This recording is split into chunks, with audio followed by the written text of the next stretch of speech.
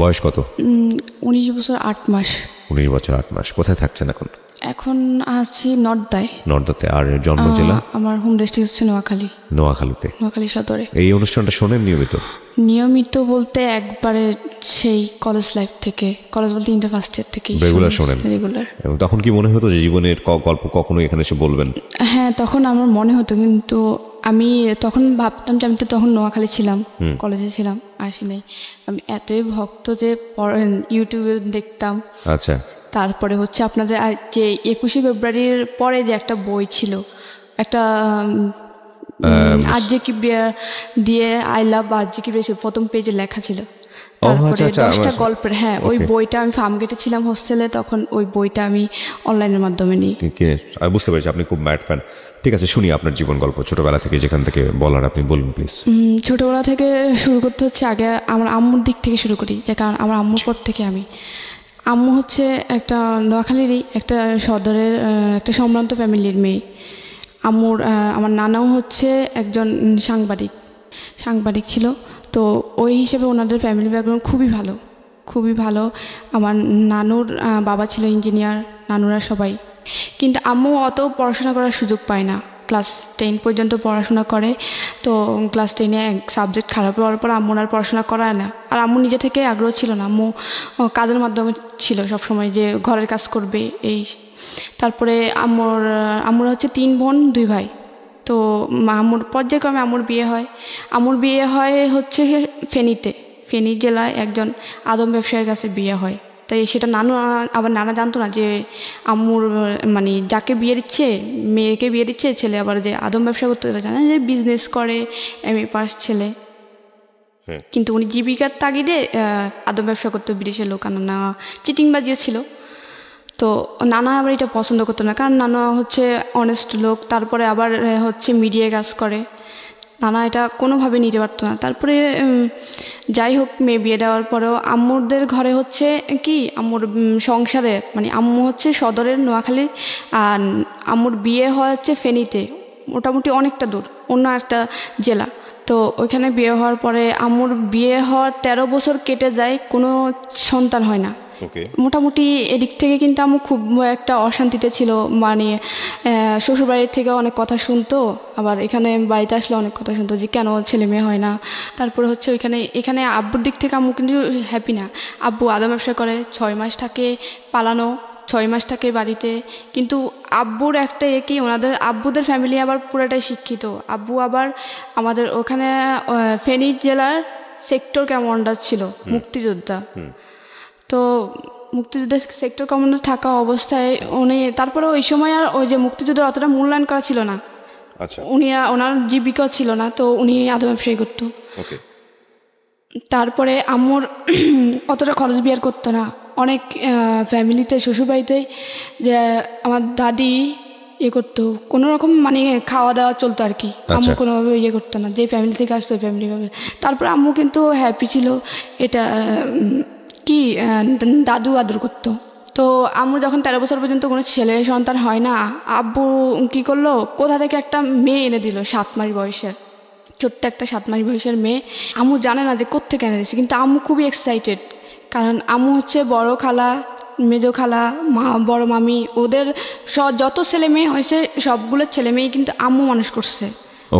আম্মু একদম কোলে পিঠে খাওয়ানো সব কিছু আম্মু করছে। আম্মু বাচ্চাদের প্রতি খুব এক্সাইটেড ছিল, আর ওই বাচ্চাদের খুব আদর করতো। তো যখন একটা 7 মাস বয়সের বাচ্চা দেয়, আম্মুর বলে যে কি এটা আজকে থেকে তোমার। আম্মু আর কিছু জিজ্ঞেস করে না, আম্মু শুধু জিজ্ঞেস করছে যে মেয়েটার তো আমার। হ্যাঁ বুঝলাম, পুরো কাগজপত্র করে নিয়ে আসছো? হ্যাঁ কাগজপত্র করে নিয়ে আসছি, মেয়েটা হচ্ছে আজকে থেকে তোমার, এটা আমাদের মেয়ে, আমরা বড় করব। তারপরে ওই 7 মাস বয়সের মেয়ে, আম্মু জিজ্ঞেস করে যে মেয়েটার টাইম অফ বার্থ কবে। তো বললো যে, আমি ওর মাকে জিজ্ঞেস করলাম যখন আনি, তখন ওর মাকে জিজ্ঞেস করলাম, বললো যে কি 1998 সালের 15 নভেম্বর। তো আম্মু এটা আবার লিখে রাখে। তারপরে হচ্ছে বাচ্চাদের ছোট যখন থাকে, আবার এই যে হাম বা নিউমোনিয়ার জন্য টিকা দেওয়া হয়, 5টা বা 7টা সামথিং, ঠিক জানি না। তো ওই টিকা দেওয়ার জন্য ওই টিকার কার্ডে ডেটটা উল্লেখ করে রেখে দেয়। তারপরে হচ্ছে আম্মু আমাকে বড় করতে, কিন্তু আব্বু আবার দিয়ে দেয় আর খবর নেই, বাচ্চার, আর খোঁজ খবর নেয় না, আবার পালানো, টাকা মেরে দেয়, এই সেই বিদেশে ও আসে, ওর টাকা মেরে দিচ্ছে, এইসব ঝামেলার ভিতরে নানা এইসব সহ্য করতে পারে না। অনেক এক পর্যায়ে ফেনী থেকে লোক নোয়াখালী সদর পর্যন্ত পৌঁছায় যায়, নানুর বাড়িতে পর্যন্ত। আচ্ছা। তো নানা খুবই অপমান হচ্ছে লোকদের কাছে। তারপর নানা বলে কি আমি এখন মেয়েকে নিয়ে নিব, আমি 13 বছর পর্যন্ত 14 বছর হয়ে গেছে, মানে 13 বছর পর্যন্ত বাচ্চা হয় না। তো আমার যেই মেয়েটাকে 7 মাস বয়সে এনে দেয়, তার বয়স যখন 2.5 বছর হয়, ভাই 15 সামথিং, তখন নানা বলতেছে যে আমি আর রাখবই না, মেয়ে নিয়ে নেব, হয়তো ওর আদম ব্যবসা ছাড়বে, নাহলে আমার মেয়েটা আমি একবারে ডিভোর্স করে নিয়ে নেব। নানা আব্বুকে প্রেশার কিক করে যে তুমি হয়তো আদম ব্যবসা ছাড়ো, আর নাহলে আমার মেয়েকে ছাড়ো। ওকে। উনি কোনো অ্যান্সারে না দেয়। আম্মু তারপর অনেক চিঠি, এখন চিঠির যোগ ছিল, ফোন ছিল না, খুব চিঠি লিখতো। তো আব্বু কোনো চিঠিরে রিপ্লাই করতো না। আচ্ছা। তো আম্মু অনেকবার চেষ্টা করে ওনাদের সাথে যোগাযোগ করা, যে কোনোভাবেই যেন সংসারটা না ভাঙে। আর তখন আবার আমি মানে 2.5 বছর একটা মেয়ে আছে, মেয়ের ভরণ পোষণ, তারপরে আমি কোনোভাবে চাই না। এক পর্যায়ে নানা ডিভোর্স করাই ফেলে। তখন আপনার বয়স 2.5 বছর? হ্যাঁ, আমার বয়স তখন 2.5 বছর। আচ্ছা। তখন নানা এক পর্যায়ে ডিভোর্স করাই ফেলে। ডিভোর্স করানোর পরেও মানে আব্বু ডিভোর্স পেপারটা অ্যাকসেপ্ট করে না। তারপরে নানা ডিভোর্সটা পেপারটা দিয়ে আম্মুর দিয়ে সাইন করায় পাঠায়। পাঠানোর পরে কিন্তু মেয়ে যদি ডিভোর্স দেয় 3 মাস পরে কিন্তু ওটা কনফার্ম হয়ে যায়, ছেলে অ্যাকসেপ্ট করুক বা না করুক। কিন্তু ছেলে যখন কোনো ছেলে যদি ডিভোর্স দেয়, তখন মেয়ে সাইন করা ছাড়া ওই ডিভোর্সটা কনফার্ম হয় না। তো ডিভোর্সটা কনফার্ম হয়ে যাওয়ার পরে আম্মু এখান দিয়ে এদিক দিয়ে কান্নাকাটি নানুর বাড়িতে। আর মামিরা ছিল একটু অন্যরকম, আর কখনোই কোনো ননদদের সহ্য করে না, মানে এই ভাইয়ের বউরা ননদদের সহ্য করে না। আবার একটা মেয়ে নিয়ে থাকবে ডিভোর্সি, তার মানে অবশ্যই ওদের কষ্ট বের হবে। তারপর আম্মু ওইখানে থেকে সেলাই মেশিনে কাজ করতো, মোটামুটি টুকিটাকি কাজ করে মোটামুটি খরচ জোগাতো। তারপরেও এই যে নানা বলতো যে না, এভাবে তো মেয়েটার জীবন যায় না, দেখি মেয়েটাকে আবার একটা বিয়ে দিই। তারপরে আম্মুর একটা জায়গা থেকে বিয়ের প্রস্তাব আসে। তারপরে আম্মু বলে যে কি না, আমি করবো না বিয়ে। তারপরে হচ্ছে কি বল, আম্মু অনেক জায়গা থেকে আসে বিয়ে, যে কয় না আমি করবো না, আমার মেয়ে আছে, আমার মেয়েকে নিয়ে কেটে যাবো। আম্মু আবার কি ফেনী থেকে যখন আসে আমাকে নিয়ে আসে, মানে হচ্ছে কি 2.5 বছর 7 মাস বছরের বাচ্চাটা, 7 মাসের একটা বাচ্চার মায়া উনি ছাড়তে পারে না, কারণ উনি আগে থেকে বাচ্চা পাগল ছিল। তারপর বাচ্চার মায়া ছাড়তে পারে না, উনি ওই বাচ্চা নিয়ে আসে। আবার যখন আমাকে নিয়ে 2.5 বছর বয়সে নানুর বাড়িতে উঠে, তখন আবার নানা বিয়ে দেওয়ার চেষ্টা করে। নানু আম্মু বিয়ে করতে চায় না। তারপরে এক পর্যায়ে একটা ফ্যামিলি আসে, ওখানে হচ্ছে ওনার হচ্ছে 5টা ছেলে মেয়ে, একটা একদম সবার ছোট যে সেটা হচ্ছে 1.5 বছরের বাচ্চা, তার মানে দুধের বাচ্চা, মেয়ে বাচ্চা। তো ওনার ওয়াইফ হচ্ছে মারা যায়। তারপরে আম্মুর বিয়ের জন্য আসার পরে আম্মু বলে যে কি 5টা ছেলে মেয়ে, তারপরে বড় মেয়েটার বিয়ে হয়েছে, তার মানে ওরা এখন বড় হয়ে গেছে, 5টা ছেলে মেয়ের উপর আমি কি থাকতে পারবো? তারপর নানা বলে যে কি না, দেবো না, 5টা ছেলে মেয়ের উপরে আমার মেয়েকে দেবো না। এখানে আরও গ্রামের পরিবেশ, একবারে গ্রামের মধ্যে। নানুর বাড়িটা একটু মোটামুটি মানে পৌরসভার কাছাকাছি।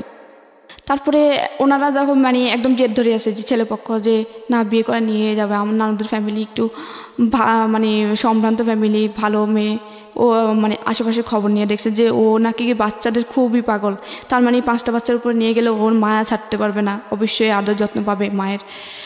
তারপরে আবারও যে মেয়েটা আছে ওই মেয়েটা নিজের না, তার মানে ও নিজের অন্যের মেয়েকে এত আদর করে, তাহলে আমার 5টা বাচ্চাকেও ও নিশ্চয়ই আদর করবে ও। তারপরে ওনারা জিদ ধরে আছে যে বিয়ে করে ছাড়ানোর আগে আমরা যাবেই না। একদম পুরা ডাইনিংয়ে একদম একটা বিকেল আসছিল, বিকেল 4টার দিকে আসছিল, আম্মুর কাছ থেকে শোনা যে একদম রাতে 11টা পর্যন্ত ওনারা ডাইনিং থেকে যায় নাই, যা বললো যে আমরা যাবোই না, এখান থেকে বিয়ে না করে যাব না। তারপর পরের দিন বিয়ে হয় আপনার মার? হ্যাঁ, আম্মুর আবার সেকেন্ড বিয়ে হয় ওই ফ্যামিলিতে 5টা ছেলেমেয়ের উপরে। তখন আপনি কোথায় ছিলেন? আমি আম্মুর সাথেই ছিলাম। আম্মু তো আমাকে ফেনী থেকে নিয়ে আসি, কারণ 5টা ছেলেমেয়ের জায়গায় এসে বিয়ে করলো, আপনাকে নিয়ে গেল ওই সংসারে নাকি? তো আম্মু ওখানে হচ্ছে কি শর্ত দেয় যে আমার একটা শর্ত আছে, শর্তটা হচ্ছে আমার মেয়েটাকে নিয়ে আমি ফেনী থেকে চলে আসছি, যদিও আমার মেয়ে না, তারপরে ওর মায়া আমি ছাড়তে পারবো না। তারপরে বলে যে কি ওকে আমি 7 মাস বয়সে পাইছি, সে দুধের বাচ্চা, সেই দুধের বাচ্চাকে আমি 2.5 বছর পর্যন্ত করছি, আমি ওর মায়া ছাড়তে পারবো না, ওর প্রতি আমার মায়া বসে গেছে। তারপরে বলে যে না না না আমার 5টার মধ্যে, ওনারা বলে যে তখন না না না আমার 5টার মধ্যে ও একটা থাকতেই পারে, আর আমি তো জানি, আমরা তো জানি যে তুমি অনেকে বাচ্চা পাগল। তারপরে আচ্ছা ওই এগ্রিমেন্টে বিয়ে হয়। তারপরে বিয়ের পরপরই ওই বাড়িতে আম্মুকে নিয়ে যায় ওদের 5টা ছেলেমেয়ের উপরে। তখন আম্মু আমাকে, ওদের সাথে কিন্তু হয় যে আম্মু যেখানে থাকবে ওনার মেয়েও সেখানে থাকবে, ওদের সাথেই কিন্তু কথা হয়ে বিয়েটা হয়। তারপরে ওইকে বাড়িতে নিয়ে যাওয়া হয়। বাড়িতে নিয়ে যাওয়ার পরে মানে আমার কাছে প্রথম অবস্থায় আমাকে সে আদর, সবাই কোলে নিচ্ছে। এক পর্যায়ে আমার একটা ওই বাড়িরই একটা কাজিন আমাকে কোলে নিচ্ছে, আমি চিনি না, তো আমাকে অনেক যাতায়াত হলো, আমি খুব জোরে ওনাকে একটা কামড় দিই, ছোটো ছিলাম 2.5 বছরের বাচ্চা, ওনাকে কামড় দিই, উনি এখনও বলে যে তুই আমাকে কামড় দিছিস। তারপরে প্রথম 3-4 দিন ভালো থাকে, এরপরে বলে যে কি তোমার মেয়ে এখানে থাকবে, তোমাদের বাড়িতে রেখে আসো, তোমার বাপের বাড়িতে থাকলে সমস্যা কি? আমি বলে যে কি তুমি তো বলছিলা যে আমি যেখানে থাকবো আমার মেয়ে ওখানে থাকবে, এখন এটা বলতেছো কি জন্যে? তখন আমার 6 মাস ওই বাড়িতে থাকার পরে ওরা মানে নানাভাবে আম্মুকে অনেক কথা শোনায় যে ওই মেয়ে নিয়ে আসছিস, ওই মেয়ে এখানে খাবে। তারপর ওই বাড়ির দাদি, তারপরে চাচি, জেঠি, তারপরে ওই বাড়িতে আমার যে সৎ ভাই বোন 5জনের মধ্যে 4জনই আমার বড়, শুধুমাত্র একটা বোন আমার ছোট। আমার ছিল তখন 2.5 বছর, ওর ছিল 1.5 বছর, 1 বছরের বড় আমি ওর। তো আর সবাই ছিল বড়, আর ওইখানের বড় আপুর বিয়ে হয়েছিল তখন, আর গ্রামে তো একটু তাড়াতাড়ি বিয়ে হয়। তো আমার ওই বাড়িতে যাওয়ার পরে বড় আপুর প্রেগনেন্ট থাকা অবস্থায় ওনার প্রথম বাচ্চাটা সিজার করার পরও মারা যায়। তারপরে আম্মুর তখন থেকেই শুরু হয়, ওনারা কিন্তু মানে নিচে ঠিক আছে, কিন্তু ওই যে বড় আপু ছিল, বড় আপু ওদেরকে সবসময় বোঝাতো যে এ হচ্ছে সৎ মা, যারা ছোট ছিল এ হচ্ছে সৎ মা। তারপর বড় ভাইয়া ছিল ক্লাস 7-এর, তারপরে মেজো আপু ছিল ক্লাস 6-এর, তারপরে আরেকটা ভাই ছিল আমার বড়, যে সে ছিল হচ্ছে ক্লাস 4-এর। তারপরে ওদেরকে সবসময় বোঝাতো। তো ওই বড় আপু আর বড় ভাই আম্মুর সাথে মানে অগত্য ভাষায় গালাগালি করতো, কোনো কিছু হলে আম্মুকে বলতো যে চোর, এই সেই। আম্মু বাপের বাড়িতে যাইতো না, তাহলে চুরি করবে কি জন্যে? আর আম্মুর বাপের বাড়িতে মানে এই বাড়ির তুলনায় আম্মুদের বাপের বাড়িতে সম্পত্তি পায় কয়েকশো গুণ আছে বেশি, কারণ আম্মুরা অনেক সম্ভ্রান্ত, ওরা কিন্তু অতটা মোটামুটি সচ্ছল আর কি, অতটাই না। তো আম্মুকে সবসময় মানে অনেক, তারপর বলতো যে কাজ পারে না। আম্মু হচ্ছে কি শহরের বড় হয়েছে, শহরের একটা, আম্মু কিন্তু আগে ঢাকায় ছিল, তারপরে বিয়ের আগে ওনাদের গ্রামের বাড়িতে যায়, তখন বিয়ে হয়। তারপরে আম্মু অত বেশি গ্রামের কাজ পারতো না, যে ধান সিদ্ধ করা, তারপরে চাটাই বানানো, বিয়ে শীতল পাটি বানানো, অত পারতো না। কিন্তু আম্মু ওই তারপরেও মানায় নিছিল যে পাতা দিয়ে রান্না করা লার্কির চুলায়, তারপরে সব কিছুই মানে নিছিল। তারপরে কিছু একটু ভুল হইতো, কারণ উনি মাত্র আসছে একদম শহর থেকে, যারা ছোটোবেলা থেকে ঢাকায় বড় হওয়া, ওরা কিন্তু হঠাৎ করে লার্কি চুলায় গেলে কিন্তু অবশ্যই ওদের একটু গোলমিল হয়। এত পরিমাণ কথা ছিল, আমার জেঠি কথা শোনাইতো, দাদু কথা বলতো, কোত্থেকে আনছে নবাবের বেটি, এই সেই যা পারতো বলতো, আর আম্মু শুধু কাঁদতো। আর ওই ভাইয়া শুধু একটু যদি তরকারি মানে একটু হইতে দিত, বলতো যে ঝাড়ুর আগা ধরে গোড়া দিয়ে মারা উচিত, একটারে আনছে ঠিক মতো রান্না বান্না করতে পারে না, ঠিক টাইমে খাবার দিতে পারে না। উনি তো আসলে আগের মায়ের ঘরের ছিলেন। হ্যাঁ, ওনারা আম্মুর সৎ ছেলে মেয়ে, কিন্তু আম্মু কখনোই ছেলে মেয়ে কাউকে বলতো না যে ও আমার সৎ ছেলে মেয়ে, বা কেউ বুঝতে পারতো না। ইভেন এখনো পর্যন্ত কেউ জানে, মানে কাউকে না বলে কেউ বুঝতে পারে না যে ওনার সৎ ছেলে মেয়ে, যে 5টা ছেলে মেয়ে সৎ। এলাকায় মানুষের কাছে এত পরিমাণে সুনাম আমার আম্মুর, যে একমাত্র দেখা যে সৎ মা এরকম হয়, আর 5টা ছেলে মেয়েকে এতটা আপন করে নেওয়া। তারপরে হচ্ছে আম্মুর ওইখানে যায়, তারপরে আম্মুর বলে যে কি, আমার তখন 3 বছর হয়, 2.5 বছর থেকে আমি 6 মাস পর্যন্ত থাকি। তারপরে বলে যে অনেকভাবে প্রেশার কিক করে, আম্মু বাধ্য হয়ে অনেক অত্যাচারের মধ্যে দিয়ে আমাকে রেখে আসে, আমাকে ধরে মারতো। তারপর বড় আপু আমাকে 2 দিন পর্যন্ত, মানে আমি 3 বছরে ছিলাম তখন, 2 দিন পর্যন্ত গলা চেপে ধরছিল মারার জন্য। আম্মু হঠাৎ করে দেখে ফেলছিল একদিন, আর একদিন দেখছিল পাশের বাড়ির একটা আম্মু মানে ভাবি রাখতো, ওই ক্ষেত্রে আমাদের চাচি হতো, উনি দেখছিল। তো আমার বলতো যে 3 বছরের বাচ্চাটাকে তুমি মারতেছো কি জন্যে, একদম গলা চেপে মেরে ফেলতো। ওরা চাইতো যে এ যদি বড় হয়, এ নিশ্চয়ই আমাদের প্রত্যেকটা জিনিসে ভাগ ধরবে, তারপরে হচ্ছে আম্মু নানা চাপের মধ্যে আমাকে দিয়ে আসে নানুর বাড়িতে। আচ্ছা দেখতেছে মেরে ফেলার চেষ্টা করে, মারে ধরে। তারপরে আম্মু নানুর বাড়িতে দিয়ে আসে। তারপরে নানুর বাড়িতে তো ওরা আবার মামি, ওরা তো একদম সহ্য করতে পারে না। নানুর মামির বাড়িতে মানে নিজের বাড়িতে দিয়ে আসে, নিজের বাবার বাড়িতে বাড়িতে দিয়ে আসে। হ্যাঁ। নানুর সাথে কথা বলে দিয়ে আসে, বলে যে কি মেয়েটা এদিকে আপনার ওই সেই বাবা মানে আপনার মার ফার্স্ট হাজবেন্ডের কি অবস্থা? উনি তখন খবর নিতে যাচ্ছিল না, মানে উনি কি জানতো যে বিয়ে হয়ে গেছে বা এরকম কোনো কিছু কি জানতো? উনি হ্যাঁ সেটা জানতো, কিন্তু তখন বাচ্চার খবর নিয়েছিল। কিন্তু আপনার খবরটা তো নেওয়া উচিত ছিল, কারণ উনি তো নিয়ে আসে পালক। হ্যাঁ হ্যাঁ উনি নিয়ে আসে তখন, কিন্তু আমার খবর নিত না। যখন আম্মু নানুর বাড়িতে আমাকে রেখে আসে তখন একটু একটু নেওয়ার চেষ্টা করে। আম্মুর একটা দুঃসম্পর্কের মামাতো ভাইয়ের থেকে খবর নেওয়ার চেষ্টা করতো। আচ্ছা যে মেয়েটাকে আমি নিয়ে আসতে চাই, মেয়েটা নিয়ে আসতে চাই। তা আমি বলতেছে কি আমার মেয়ে আমি নিয়ে আসি, এত দিন হয়ে গেছে এখন কেন খবর নিতে আসছে? আচ্ছা তখন উনি আর বলে আম্মু আর চায় না যে ও নিক। তারপর নানুর বাড়িতে রেখে আসে, রাখার পরে ওইখানে আমি তো শুধুমাত্র আম্মুর আদর পেতাম, যদিও নানুর, কারণ আমিও নানুরাও আবার ওইভাবেই দেখতো যে ওটা তো আমাদের বংশের না বা আমাদের মেয়ের না।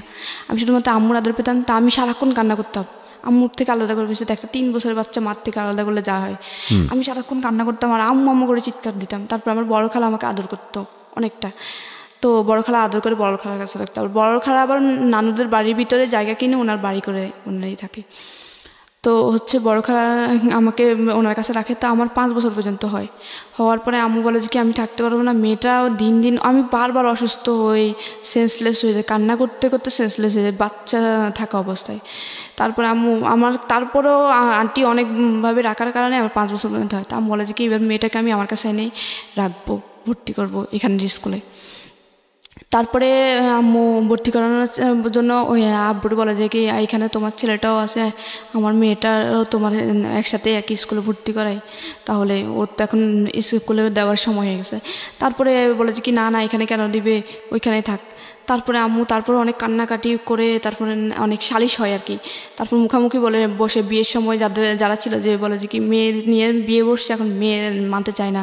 আমার মেয়েটার তো আমি বিয়ে করবো, ওর কষ্ট শুধুমাত্র ওদের বাড়িতে থাকবে, হয়তো একটু খাবে, আর প্রত্যেকটা জিনিস জামা কাপড়ে পড়াশোনার সব কষ্ট আমি বের করবো। তারপরে মেয়েটা আমার কাছে থাকুক, আমি মেয়েটার সাথে থাকতে পারবো না। কিন্তু ওদেরকে খুব আদর করতো, কারণ আমার ছোটো বোনটা 1.5 বছরের ছিল, দুধের বাচ্চা, ওরে খুব আদর করে বড় করে। ও আমার আম্মুরে মা বলেই ডাকতো, কারণ ও তো বাচ্চা ছিল, আম্মু এইভাবে বড় করে।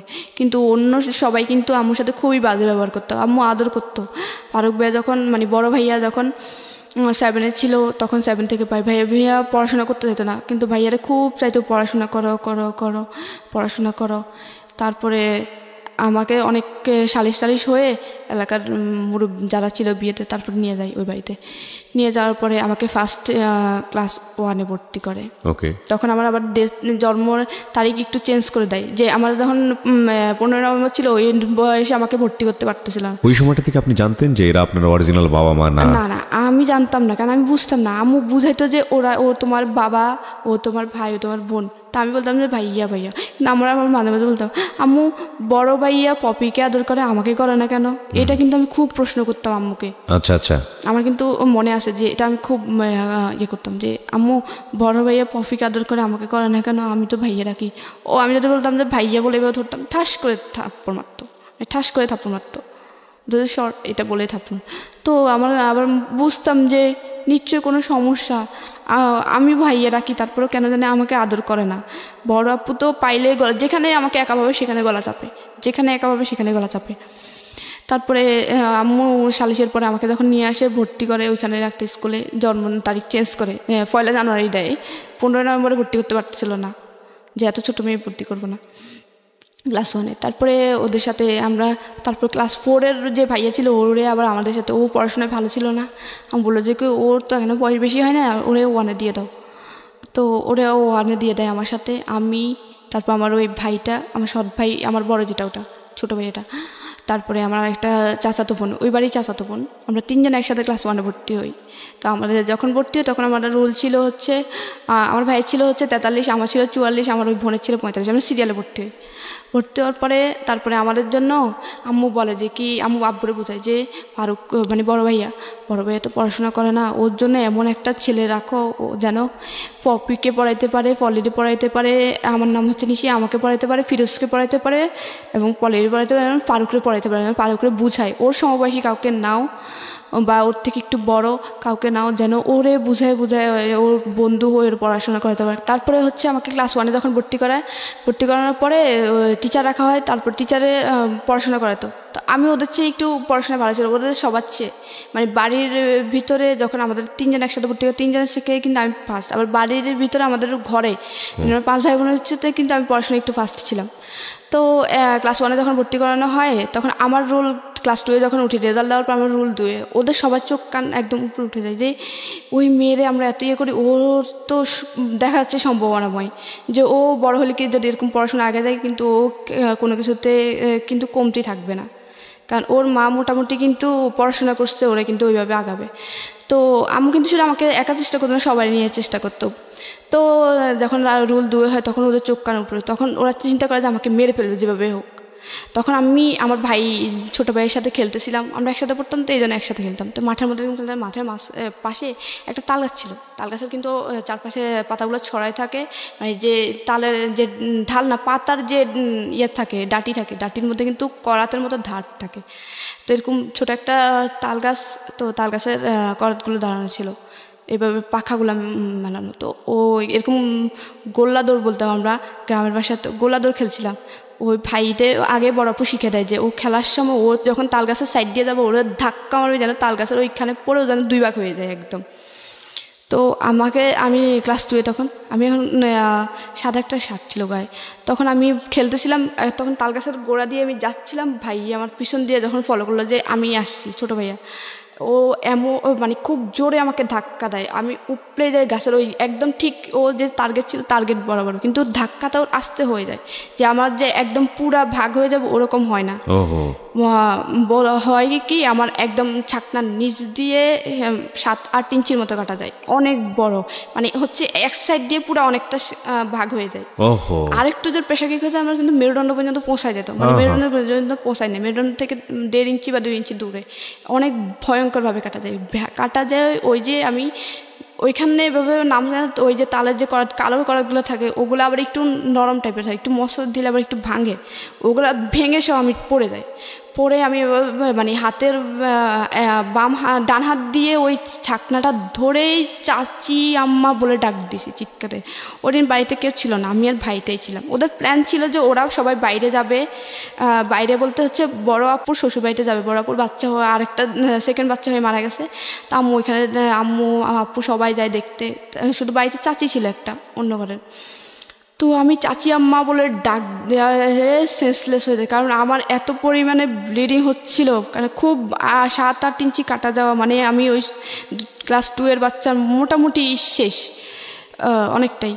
তারপরে এই কাট দিয়েই পড়ে যায়। চাচি আম্মা কী করে, মানে উনি কিছু বুঝতে পারতেন না, এত কাটা গেছে আর এত রক্ত দেখে উনি ওনার পুরা কাপড় খুলে ফেলে, পুরা কাপড় খুলে আমার পেঁচা। উনি বুঝতেছে না যে উনি আবার অত শিক্ষিত না, অত মানে ফার্স্ট মানে প্রাথমিক চিকিৎসা অত কিছু ধারণা নেই, কিন্তু উনি পাগল হওয়ার মতো হয়ে দেখেই ভয়ে পুরো কাপড় পেঁচাচ্ছিল, প্রচুর ব্লিডিং হয়। তারপরে এখানে ওই বাড়িতে খবর দেওয়া হয়, আম্মুর দৌড়ায় আসে, তারপর হসপিটাল নেওয়া হয়। নেওয়ার পরে আম্মুর হসপিটাল নেওয়ার পরে আমার 2 দিন পরে মেবি জ্ঞান আসে, মানে অনেক কাটা ছিল, ওয়াশ টাশ করে।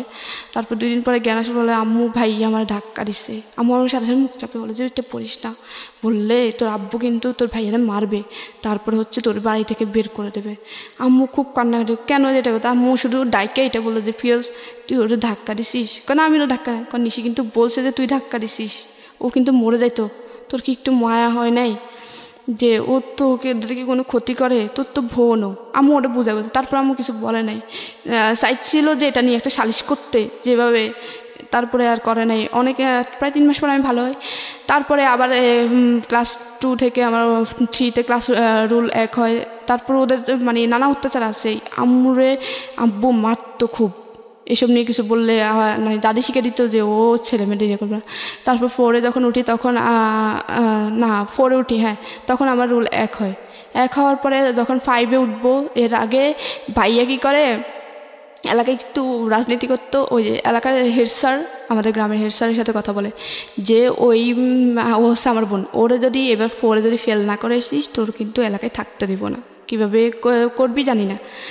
তো উনি কী করে, উনি ভয় পেয়ে উনি আমাকে ফেল করায় ক্লাস 4-এ। এখন এটা তো পুরো অবিশ্বাস্য যে ক্লাসের ফার্স্ট গার্ল সে কখনো ফেল করতে পারে না, তাও আবার ক্লাস 4 থেকে 5 উঠবে। তারপর আমি খুবই কনফিউজ, কারণ আমি বললো যে আমি ওর পড়াই, আমি জানি ওর পড়াশোনা কেমন। তো আম্মু বলে যে কি আমি ওই খাতা চ্যালেঞ্জ করব, যে আমি খাতা দেখবো, আমার মেয়ের খাতা দেখে তারপর আমি মানবো যে আমার মেয়ে ফেল করে। আমি প্রচুর কান্না, আম্মু আমাকে খুব মারে যে ফেল করছিস কী জন্য, নিশ্চয়ই তোর খারাপ। তারপর আম্মু হেড স্যারের কাছে যাইবো, আমাদের প্রধান শিক্ষক উনি স্বীকার করতে চাচ্ছিল না যে এরকম কিছু। পরে আম্মু বলে যে কি আমি আপনাদের স্কুল কর্তৃপক্ষের কাছে যাবো, স্কুলের মালিকের বাড়ির পাশে ছিল, ওখানে যাই। তারপরে অনেকের পরে উনি স্বীকার হয় যে আপনার ছেলে আমাকে বাধ্য করছিল, ফেল করার জন্য বাধ্য করছিল। উনি আমার বাড়ি টাড়ি আগুন দিবে এইসবের জন্য আমি বাধ্য হই। এটা ক্লাস 4-এ, আমি 5-এ উঠবো, আমার ফাইনালে ফেল করায়। তারপরে আম্মু বলে যে আমি খাতা দেখবো, তখন আম্মু অনেক জোরাজোরির পরে তারপরে উনি বুঝতে পারে যে আম্মু হাল ছাড়ার মেয়ে না, আর আম্মু কনফিডেন্স ছিল আমি আমার মেয়েকে পড়াই, ও ফেল করতে পারেই না। তারপরে ইয়ার পরে উঠাই, চাপে পড়ে উঠাই, তখন আমার রুল হয় না, এক হয় না আর কি। তারপরে অনেক কারণ এক তো দিয়ে দেয়, কারণ আবার যেটা ঘোষণা হয়ে গেছে রেজাল্ট, এটা তো আবার ইডিট করতে অনেক সমস্যা, অনেক কিছু ফেস করতে হবে। তারপরে একটা 12 রুলের একটা চলে যায়, ওর জায়গা আমাকে দেয়। তারপরে হচ্ছে আমি 6-এ উঠি, তারপর ও খুব মারামারি করতাম, আমি পড়তে দিত না, করতো, আম্মুকে অনেক গালাগালি করতো, অনেক অত্যাচারের মধ্যে দিয়ে, কারণ পড়াশোনার খরচ দিত না, নানুর বাড়ি থেকে আম্মু আনিয়ে দিত, তারপর সেলাই মেশিন চালে আমার খরচ বিয়ে করতো। তারপরে আমি 6-এ উঠি, 7-এ উঠি। তারপর আমার স্কুল জীবনটা খুব ভালো ছিল। আমি যখন হাই স্কুল জীবনে যাই আমার খুব ভালো লাগতো, কারণ আমি হাই স্কুলের জীবনটা স্যাররা আমার খুব আদর করতো। মোটামুটি হাই স্কুল তো অনেক স্কুল থেকে আসি একটু কন্টেস্ট হয়ে যায়, তখন আমার রুল হয় 6। তখন আমার স্যারদের আইকন থাকে আমি একটার জন্য, আমি হচ্ছে দেশাত্মবোধক গান, তারপর সাংস্কৃতিক অনুষ্ঠানে অংশগ্রহণ করতামই, দেশাত্মবোধক গানের জন্য স্যাররা আমাকে চিনত। দ্বিতীয়ত হচ্ছে ক্রীড়া প্রতিযোগিতার জন্য, ক্রীড়া প্রতিযোগিতা হচ্ছে আমি 100 মিটার দৌড় প্রত্যেক বছর চ্যাম্পিয়ন ছিলাম, প্রত্যেক বছর এই স্কুলে চ্যাম্পিয়ন। স্যার আমাকে চাইছিল যে জেলা পর্যায়ে খেলানোর জন্য, কিন্তু আম্মু মানা করছিল যে মেয়ে মানুষ দৌড়াদৌড়ি ভালো না। তারপরে গোলক নিক্ষেপ বলতো, 100 মিটার দৌড় বলতো, এইসব প্লেয়ারের জন্য স্যার মানে ক্রীড়া শিক্ষক, তারপর আমার পড়ার শিক্ষক, ওদের চোখে ছিলাম আমি মোটামুটি পড়াশোনায় ছিলাম 6-7, মানে 10-এর দিকে আমার রোল যেত না। তারপর আবার কিন্তু ক্লাস 1 থেকে ক্লাস 10 পর্যন্ত আমার কোনো বেতন দিয়ে পড়তে হয় নাই, যদিও ওখানে বেতন লাগে, কিন্তু আমার হচ্ছে যে মেধা তালিকা থাকার কারণে উপবৃত্তি পেতাম, ক্লাস 10 পর্যন্ত উপবৃত্তি পেতাম। তারপরে যখন আমার ভাই ছিল আমার 4 বছরের, না 4 বছর না 4 বছর বড়, তো ভাইয়ের যখন আমি ক্লাস 7-এ উঠি, আমার বাড়ির পাশে একটা নতুন বাড়ি হয়, মানে বাড়ির মেন রোডের অপোজিটে আর কি। আমাদের বাড়িটা হচ্ছে হাইওয়ে রোডের সাথে, হাইওয়ে রোডের এপাশে হচ্ছে আমাদের বাড়ি, ওপাশে একটা নতুন বাড়ি হয়। তো আমার ভাইয়ের সাথে একটা ফ্রেন্ড আমাদের বাড়িতে আসতো সব সময়। তো ও দেখতো যে আমার আম্মু খুব অত্যাচারিত হয়, আমি খুব অত্যাচারিত হয়, খুব গালাগাল করে, খুব বিয়ে করতো, অনেক কাজ করতাম। আমাদের আবার কৃষিকাজ করতো ওই বাড়িতে, আমি মোটামুটি কৃষিকাজে সব কিছুই পারি, কারণ থাকতে থাকতে করতে করতে পানি দিতে হয়তো কলস, অনেক নিচে পুকুর থেকে উঠায় তরমুজ ক্ষেত, তারপর টমেটো ক্ষেত, বেগুন ক্ষেত, এগুলো পানি দিতে হয়তো করতাম। এটা মনে করতাম যে আমি বলতাম যে আমাদের ক্ষেত সবাই করে, আমিও করবো। তারপরে করতাম। তারপর হচ্ছে কি ওই ভাইয়ের সাথে ওর ফ্রেন্ড আসতো, ও দেখতো, ওর প্রতি কেন জানি আমার প্রতি একটু মায়া হয়ে যায় যে মেয়েটা অসহায়। ও জানতো যে আমি ওদের সৎ ভাই বোন, আমি তখন একটু বুঝি যে ওরা আমার সৎ ভাই বোন। ও আমি আবার এখানে একটা কথা বলি, আমার বাবার আদর কিন্তু বাবা কিন্তু কোনো দিনও আমাকে 1 সেকেন্ডের জন্য বাবার বলে মানে মেয়ে বলে আদর করে নেই, কখনো না। মানে অনেক সময় দেখা যেত কি আম্মু আদর করেই বসাইতো, বাবা মাঝখানে, আমার ছোটো বোনটা এই পাশে, আমি এই পাশে, কারণ আমরা দুজনে ছোটো ছিলাম সবাই। উনি কী করতো, মানে কিছু থেকে কিছু হয়েছে, একটা ভাত যেন প্লেট থেকে পড়তো, ছোটো বাচ্চারা যখন খেতে যায় একটা দুটো ভাত ঠাস করে থাপ্পড় মারতো, কিন্তু নিজের মেয়ে যখন পড়তো তখন কিন্তু কিছু না, আমাকে ভাত খাওয়া অবস্থায় মারতো। তা আম্মু বলতো যে কি ভাত খাওয়া অবস্থায় কুকুরকে মারা না, তুমি ছোট্ট মেয়েটার মারলা, তখন আম্মু কুলটা মার দেওয়া হয়তো, কথা বলবি কেন, করতে পারবি না, একদম ডিরেক্ট বলতো যে তোর মেয়ে কিন্তু তোর না, আবার আমার খাচ্ছে, আমি যেভাবে চালাবো ওইভাবেই। তারপর এরকম ছিল। তারপর ওই ভাইয়ের বন্ধুর সাথে, ভাইয়ের বন্ধুটা আমাদের বাড়িতে প্রায় আসতো ওর সাথে সাথে, তো আমার প্রতি মায়া পড়ে যায়।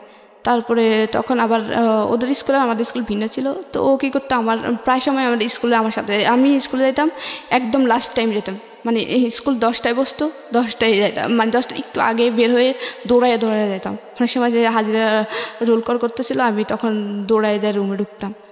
তো ও কী করতো, সাইকেল নিয়ে আমার পিছনে পিছনে আসতো, ও একটু আস্তে আস্তে একটু ইনভলভ হচ্ছিলো। তো ও একদিন আমাকে 7 থাকতেই প্রপোজ করার পরে আমি বললাম যে কি ওদের সাথে আমার সাথে যায় না, কারণ আমি ওদের ফ্যামিলির সৎ মেয়ে, আমাদের সাথে যায় না। তারপরে ও আমাকে আস্তে আস্তে বোঝাতো। যখন ক্লাস 8-এ উঠি তখন আমি বললাম যে একটা ভালো ছেলে আমাকে এত আদর করে, এত বুঝায়, মানে আমি আদরের প্রতি অ্যাডিক্টেড ছিলাম, কোনো জিনিসের না, যে আমি শুধুমাত্র মায়ের আদর পাইছি জীবনে, বাবা কি জিনিস আমি কখনোই বুঝি নাই। তারপরে হচ্ছে ভাই কি জিনিস তা তো নাই। তো ও যখন আদর করতো, মানে যে আমাকে একটু আদর করতো, আমি তার প্রতি মানে খুবই ভক্ত হয়ে গেতাম। ও আমাকে একটু আদর করতো, কেয়ার করতো। তো আমি ওর তো তারপরে 8-এ বলি যে হ্যাঁ, 7-এ ও আমাকে প্রপোজ করে, এটা আমি হ্যাঁ বলি। তারপরে হ্যাঁ বলার পরে আমাদের প্রেমটা একটু কন্টিনিউ থাকার পরে তারপরে জেএসসি পরীক্ষা ছিল। জেএসসি পরীক্ষা দেওয়ার পরে ও হঠাৎ করে বলে যে কি আমার বোন বলছে যে আপনার সাথে কথা না বলতে, ও আমাকে আপনি করে বলতে, আমি আপনাকে বলতাম কথা না বলতে। আমি কেন জানি ওই জেএসসি পরীক্ষার সময় আমার সমাজ পরীক্ষা ছিল, আমি খুব কান্না করি যে ও কেন আমার সাথে কথা বলবে না। ও হঠাৎ করে বলতেছে যে আমি আপনার সাথে রিলেশনটা কন্টিনিউ করবো না, আমার বোন বলছে আপনার সাথে কথা না বলতে। ওর বোন আবার ব্যাপারটা একটু জানে। তো আমি আর কিচ্ছু বলি না, আমি খুব কান্নাকাটি করি। এক পর্যায়ে তখন আমি খুব কান্নাকাটি করি। তারপর কেন জানি আমি ওকে খুঁজতাম। তারপরে আমার জেএসসি পরীক্ষা শেষ হয়, বাড়িতে চলে আসি। আর জেএসসি পরীক্ষাটা আবার মাইদিতে আমার ছোটো মামার, মানে আমাদের জেলার শহরে আমার ছোটো মামার বাসা ছিল। তো ওইখান থেকে আমি জেএসসি পরীক্ষাটা দিই, আমাদের কেন্দ্র ছিল ওইখানে। তো আসার পরে ওর সাথে ওর দেখাও হয় না, যে ও আমাকে কখনো ফোনও দেয় না। মায়ের ফোন দেয় বলতে আমার তো ফোন ছিল না, আমার ফোন দিত। তো আর কখনো ফোনও দিত না। তো আমি খুব কান্নাকাটি করতাম যে আমি এখন ওটা মিস করি, যে ও আদর করতো, আদরটা পাচ্ছি না। আদর বলতে কি? আদর বলতে হচ্ছে কি মানে ও আমাকে বুঝাইতো যে এই শুনো, ভাইয়া যখন মারবে কিছু বলিও না, পড়াশোনা করিও, দেখবা কিছু পরামর্শ দিত, ভালো কিছু পরামর্শ দিত। এটাকে আপনি আদর বলছেন? ওকে, হ্যাঁ। খুব মায়া করতো যে এটা করো না, এটা করো না, এই কেয়ার করতো যে অসুখ হলে এই করো। তারপরে আমি মানে কেন জানি ওরে খুব মিস করতাম এই টাইমটাতে। মিস করার এক পর্যায়ে আমি ক্লাস 9-এ ওঠার পরে আমি ওর মানে স্কুলে আসার সময় ওরে মিস করতাম। ও আগে আমার স্কুলে আসার সময় পিছন আসতো, আবার স্কুল ছুটি হলেও পিছন যাইতো। ও ছিল অন্য স্কুলে, ও লেজার টাইমে পালাই চলে আসতো আমার জন্য। আইসা তারপরে আমার ছুটির টাইমে স্কুলের সামনে দাঁড়িয়ে থাকতো, একসাথে যেতাম। তারপরে হচ্ছে আমি ওর সাথে অনেকদিন পর্যন্ত যোগাযোগ না থাকায় আমার খুব খারাপ লাগে। এক পর্যায়ে আমার কেন জানি মনে হলো যে আমার ওর সাথে কথা বললে মনে যে ভালো লাগে। তো এরকম সবরাত ছিল, আমি সবার কাছ থেকে শুনতাম যে সবরাতে আল্লাহর কাছে কিছু চাইলে মনে হয় সবাই বলতো যে পাওয়া যায়। তো আমি সবরাতে আল্লাহর কাছে বলি যে আল্লাহ আমার সাথে যেন ওর সাথে 1 সপ্তাহের ভিতরে দেখা হয়। আমার কেন জানি মনে হচ্ছে ওকে একবার দেখি, আর কিছু না। তারপর সবরাতের পরের দিন স্কুল সাধারণ সবারই বন্ধ থাকে। তারপরে এর পরের দিন হচ্ছে স্কুল ছুটি হয়।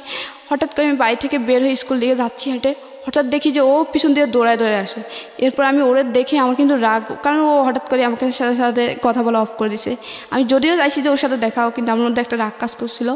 তখন আমি আরও জোরে হাঁটতাম, কারণ আমি ওই যে দৌড়ে ফার্স্ট ছিলাম 100 মিটার দৌড়ে। আমি খুব জোরে হাঁটতাম, ওর সাথে হাঁটে ও পারতো না।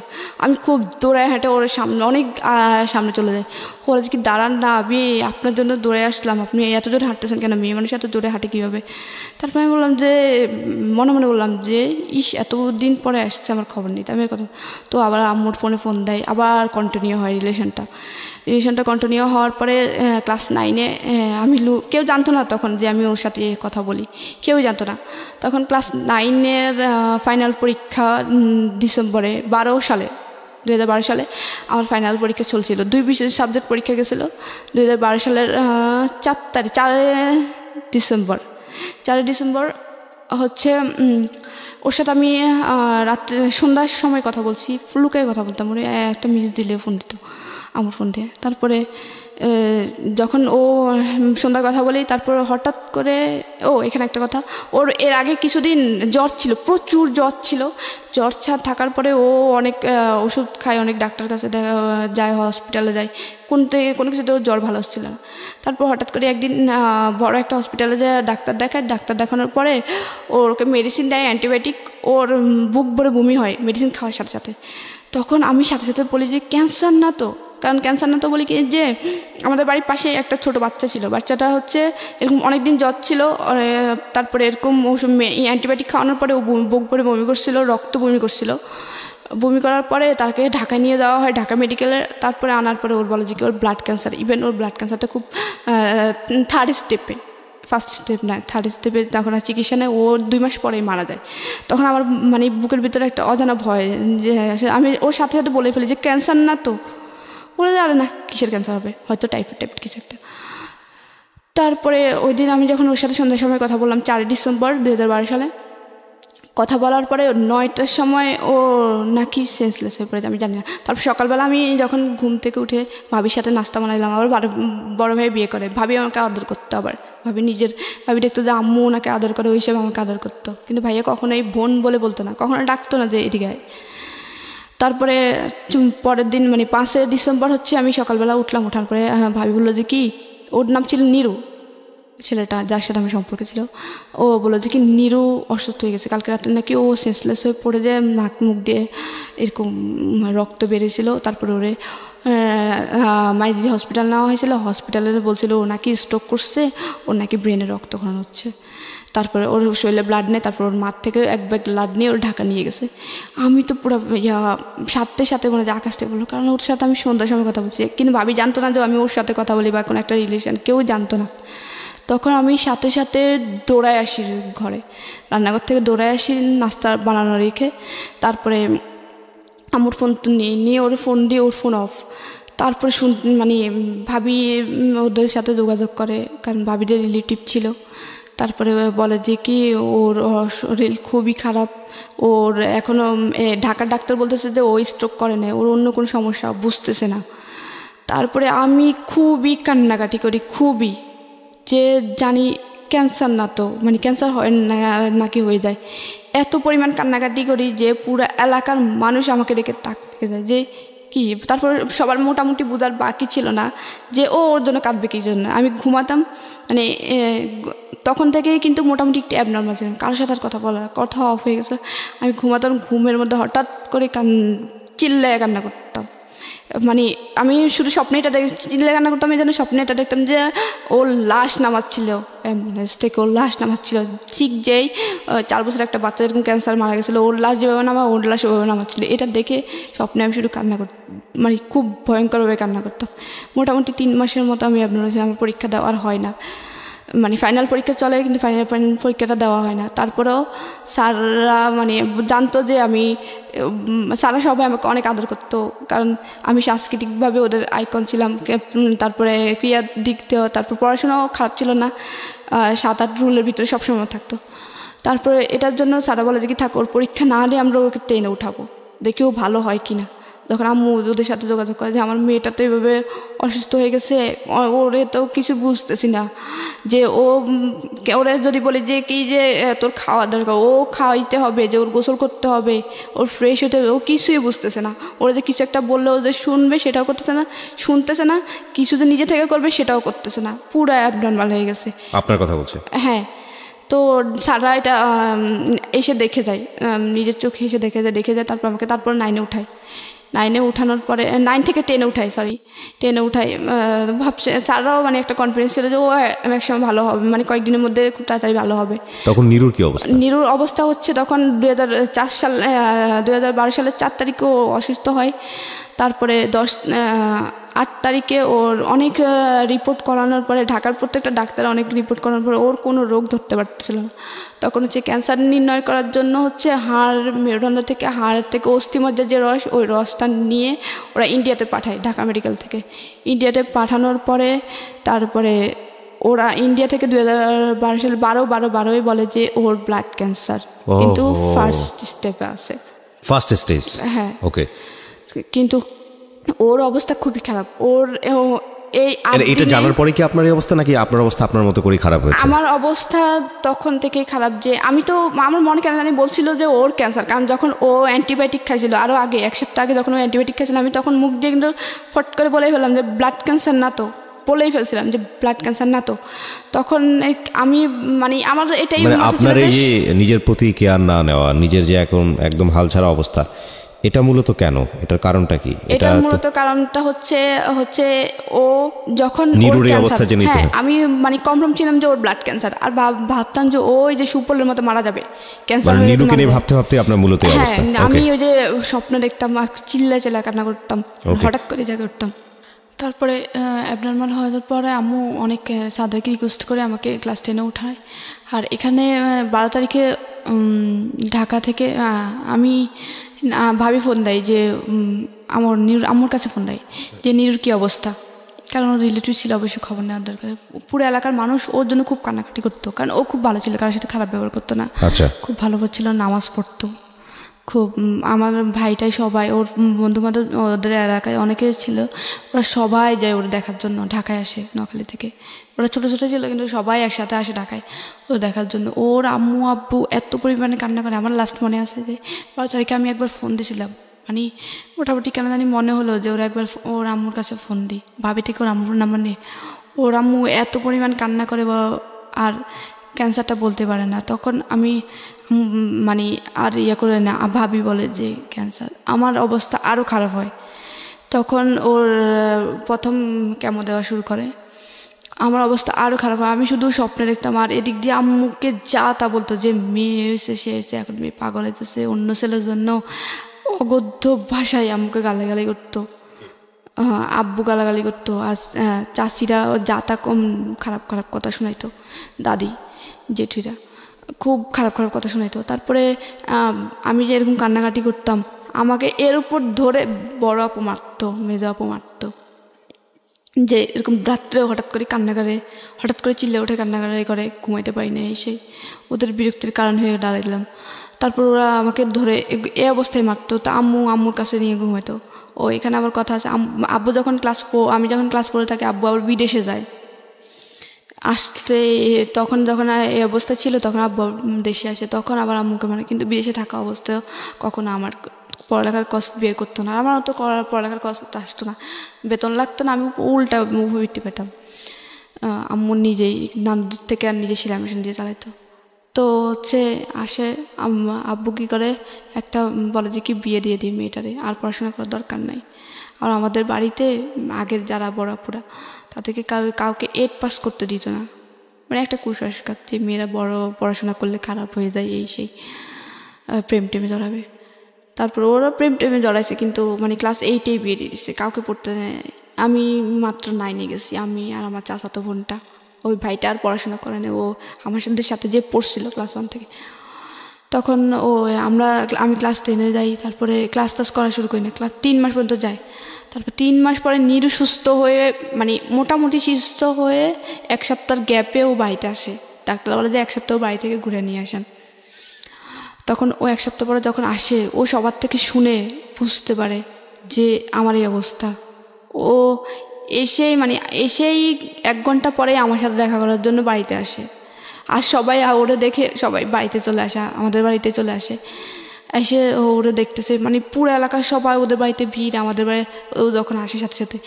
তারপরে ও যখন আমাদের বাড়িতে আসে, আবার অনেক লোক আমাদের বাড়িতে আসে ও আমাকে দেখে ওরে যখন আমি দেখি, তখন আমি অনেকটা আস্তে আস্তে ওর দেখার পর আস্তে আস্তে নর্মাল হতে শুরু করি। তারপর থেকে ওর গ্যাপে ক্যামেরিত, গ্যাপে আবার বাড়িতে আসতো। তখন ওর হাইড্রোসে ক্যামে ছিল, একদম পুরো চুল পড়ে গেছিলো।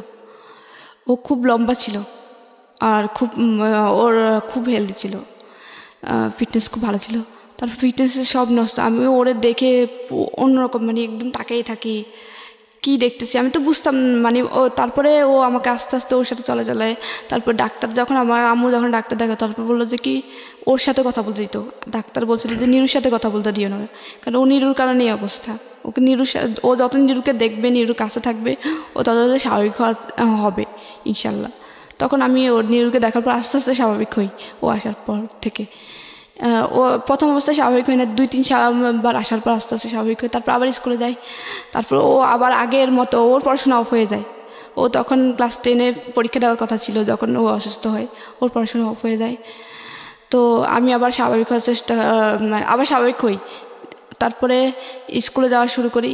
তারপর স্কুলে ও আবার আগের মতো সাইকেল নিয়ে দৌড়ে যেত। ও সাইকেল চালানো নিষেধ ছিল, তারপরে সাইকেল নিয়ে যাইতো। অনেক সময় ওর কিন্তু প্রায় সময় জ্বর ছিল, জ্বর থাকতো, যে ক্যান্সার রোগীদের সবসময় জ্বর থাকে।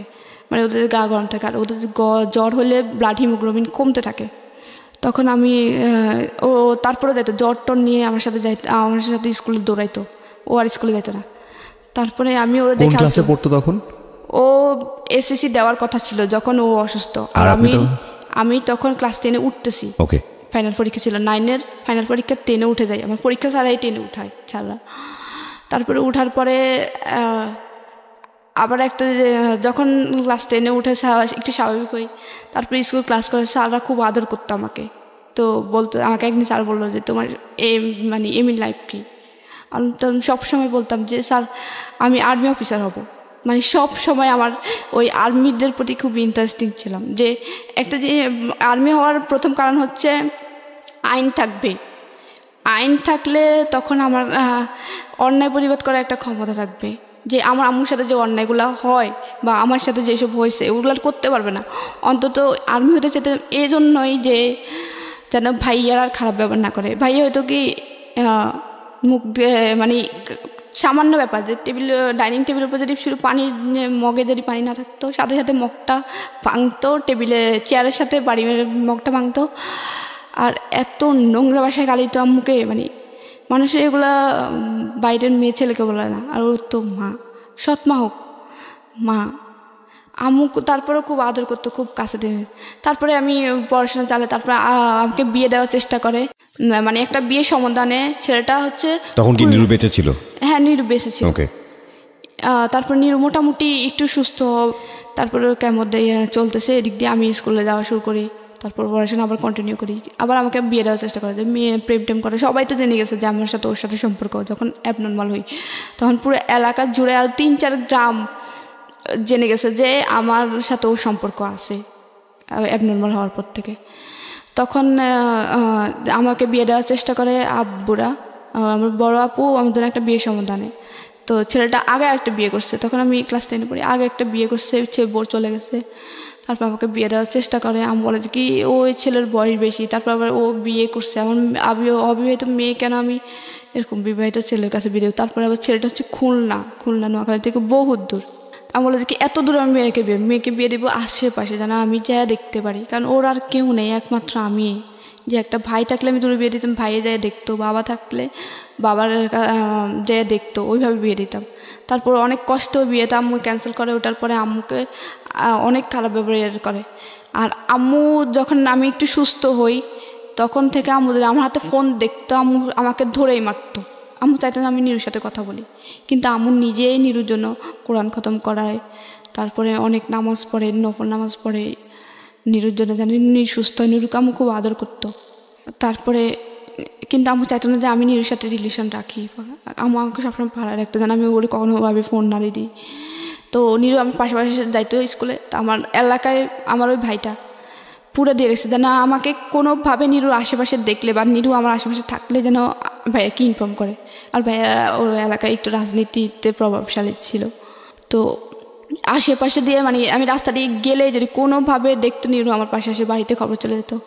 তারপর আম্মুকে বকা দিত। আম্মু আমাকে যখন যেটা পেত হাতে, অনেক সময় ধরা যাচ্ছে প্লেট আছে, প্লেট দিয়ে মারতো। অনেক সময় হাত পাকা ছিল, হাত পাকা দিয়ে মারতো। অনেক সময় সুপারি কাটা লোহার যে ছোতরা ওটা দিয়ে মারতো। মানে যখন যেটা হাতে থাকতো ওটা দিয়ে মারতো। তারপরে এই মানে কোনোভাবে চাইতো না যে নিনুর সাথে। তারপরেও আমি লুকায় ওর সাথে কথা বলতাম। বিদেশ থেকে আব্বু ফোন দিয়ে আম্মুকে খুব গালাগালি করে, তোর মেয়ে মান সম্মান ডুবাবে, এই সেই অনেক গালাগালি করে। তো বলে যে কি বিয়ে দিয়ে দেবো, আর পড়াশোনা করার দরকার নেই, টেস্ট পরীক্ষা দিতে দিবে না। আমি আম্মুকে ঠিক পরীক্ষা 4 দিন আগে বলে, আম্মু শুধুমাত্র আমাকে মেট্রিকটা পড়তে দাও, তাহলে অন্তত আমি নিজের খরচটা চালাইতে পারবো। যদি কোনো তোমার মতো হইলো যেন আমার ফ্যামিলিতে, নিজের ফ্যামিলিতে দেখতে পারি। বিয়ে হোক, হ্যাঁ বিয়ের পরে যেন আমি আমার শ্বশুর বাড়িতে যেয়ে যেন আমার ফ্যামিলি দেখতে পারি। তারপরে অনেক কষ্টে আমাকে রাজি করে, টেস্ট পরীক্ষার জন্য রাজি করে। তারপরে টেস্ট পরীক্ষা দিই। তারপরে হচ্ছে এর 1 মাস আগে কিন্তু আমার পড়াশোনা অফ করে দেয়। তারপরে টেস্ট পরীক্ষাতে 4টা মেয়ে অ্যালাউ হয় শুধুমাত্র, মানে অল বিশেষ পাশ করে 4টা মেয়ে, আর ছেলে 6টা 10টা। তো ওইখানে 4 জনের ভিতরে আমি 2-এ ছিলাম। তারপরে আম্মু খুশি হয়। তারপরে আমি বলে যে কি না আমি মেয়েকে আমি পরীক্ষা দেওয়া হবে, ও টাকা না দিলে আমি বাপের বাড়ি থেকে এনে দেওয়াবো। তারপরে আমার ফাইনাল পরীক্ষার জন্য ফর্ম ফিল আপের জন্য টাকা দিবে না, তোর মেয়ে কীভাবে পড়বে আমি জানি না, টাকা পয়সা আমি দেবো না। আমি বলেছি কি সারা বছর তো দাও না, এখন তো একটু টাকা বেশি লাগতেছে, ফর্ম ফিল আপ ওটা একটু দাও, সারা বছর তো মেয়েটার বেতন লাগে নাই, কোনো কিছু লাগে নাই। তারপরে দিবেই না, বলে যে কি তোমার মেয়ে তুমি বিয়ে দিয়ে দাও, পড়াশোনা করানো লাগবে না। তারপর আম্মু বড় মামা থেকে, ছোটো মামা থেকে, নানু থেকে চেয়ে এনে তারপরে আমার ফর্ম ফিল আপ করায় তারপরে পরীক্ষার জন্য আমি প্রস্তুতি নিই। তারপর ফাইনাল পরীক্ষা দিই। তো যখন ফাইনাল পরীক্ষার প্রথম দিন আমি আমার পরীক্ষার সময় সবাই আম্মুকে, জেঠি, চাচি সবাইকে পা ধরে সালাম করে যেতাম। আম্মু শিক্ষা দিয়েছিল সবসময় যে কারোর সাথে এখন প্রথম ইন্ট্রোডিউসে সালাম দিবা, অনেক বেশি মুরব্বি হলে পা ধরে সালাম করবা, পরীক্ষার সময় পা ধরে সালাম করবা। তারপরে পরীক্ষার সময় আমি ভাইয়াকে সালাম করতে চাই, ভাইয়ার রুমে পরীক্ষার ফার্স্ট দিন, যে ভাইয়া পরীক্ষা দিতে যায়, ভাইয়ার সাথে সাথে আমাকে দেখেই কম্বল দিয়ে মুখ ঢাকে ফেলে, তখন শীতকাল ছিল, ফেব্রুয়ারি। পছন্দ করতো না আপনাকে? আমি তারপরে সালাম দিতে গেলাম যে ভাইয়া পরীক্ষা দিতে যাচ্ছি আমি। তারপর ভাইয়া মুখ ঢাকা অবস্থায় ভাইয়া বলি যে ভাইয়া আমি পরীক্ষা দিতে যাচ্ছি, দোয়া করেন। তারপর পরীক্ষাটা যাই, যাওয়ার পরে পরীক্ষা দিই কন্টিনিউ। পরীক্ষাটা ওইভাবে কেউ নিয়ে যেত না, তখন আম্মুর কাছে টাকা ছিল না। আম্মু কী করে, স্কুল থেকে একটা বাস করে যে এখান থেকে প্রায় অনেক ছেলে মেয়ে একসাথে একই বাসে যাবে আসবে, পরীক্ষার হলে দিয়ে আসবে, আবার নিয়ে আসবে একটা বাস। তা আমি ওই বাসে দিয়েছে, কারণ ওই বাসে খরচ কম, এই জন্য কেন্দ্রে যাও। তারপর এইভাবে যাই। আমার খারাপ লাগতো যে পরীক্ষার কেন্দ্রে সবার মা আসতেছে, কারো বাবা আসতেছে, কারো ভাই আসতেছে, কখনো আমার কেউ আসে না। একদিন আমার ক্লাসমেটদের, আমার বান্ধবীদের একজন যাইতো, কিন্তু আমার কেউই আসতো না। তারপরে একদিন নিরু আসে, আমি যখন ওরা বললাম যে আমার খারাপ লাগে, তারপর ও ঢাকা থেকে যখন কেমন দিয়ে যায়, তারপরে তখন আবার ও যায় কেন্দ্রতে। আচ্ছা, তারপরে পরীক্ষাটা দিই, পরীক্ষার রেজাল্ট আসে, রেজাল্টটা তো ভালো হয় না, 4.60 আসে। তারপরে আমি ভাইয়ারে বলি যে ভাইয়া আমি পাস করছি। আমি বলে যে কি তুমি ভাইয়ারে যে বলো যে ভাইয়া আমি পাস করছি। আমি বলি বড় ভাইয়ারে যে ভাইয়া আমি পাস করছি। ভাইয়া বলে যে কি হ্যাঁ শুনছি, ব্যাস আর কোনো কিছু না। তারপরে আমার খুব খারাপ লাগে যে আমি আমাদের এলাকার মধ্যে ভালো করছি। আমার আগের 2টা মেয়ে ছিল শুধুমাত্র, একটা প্লাস পাইছে আর একটা হচ্ছে 4.83 পাইছে। ওই তারপর আমি ছিলাম তৃতীয়। তারপরে আমার খারাপ লাগে যে আম্মু খুশি, অনেকেই খুশি, আমার ভাই চাচাতো বোনও কিন্তু ভালো রেজাল্ট করেন, 3.23 পাই। তারপরে এত ভালো রেজাল্টের পরও ভাইয়া একটু মোটামুটি ভালো গ্রামের জন্য, ভাইয়া একটু বললো না যে ভালো করছি, সামনে আর ভালো করি।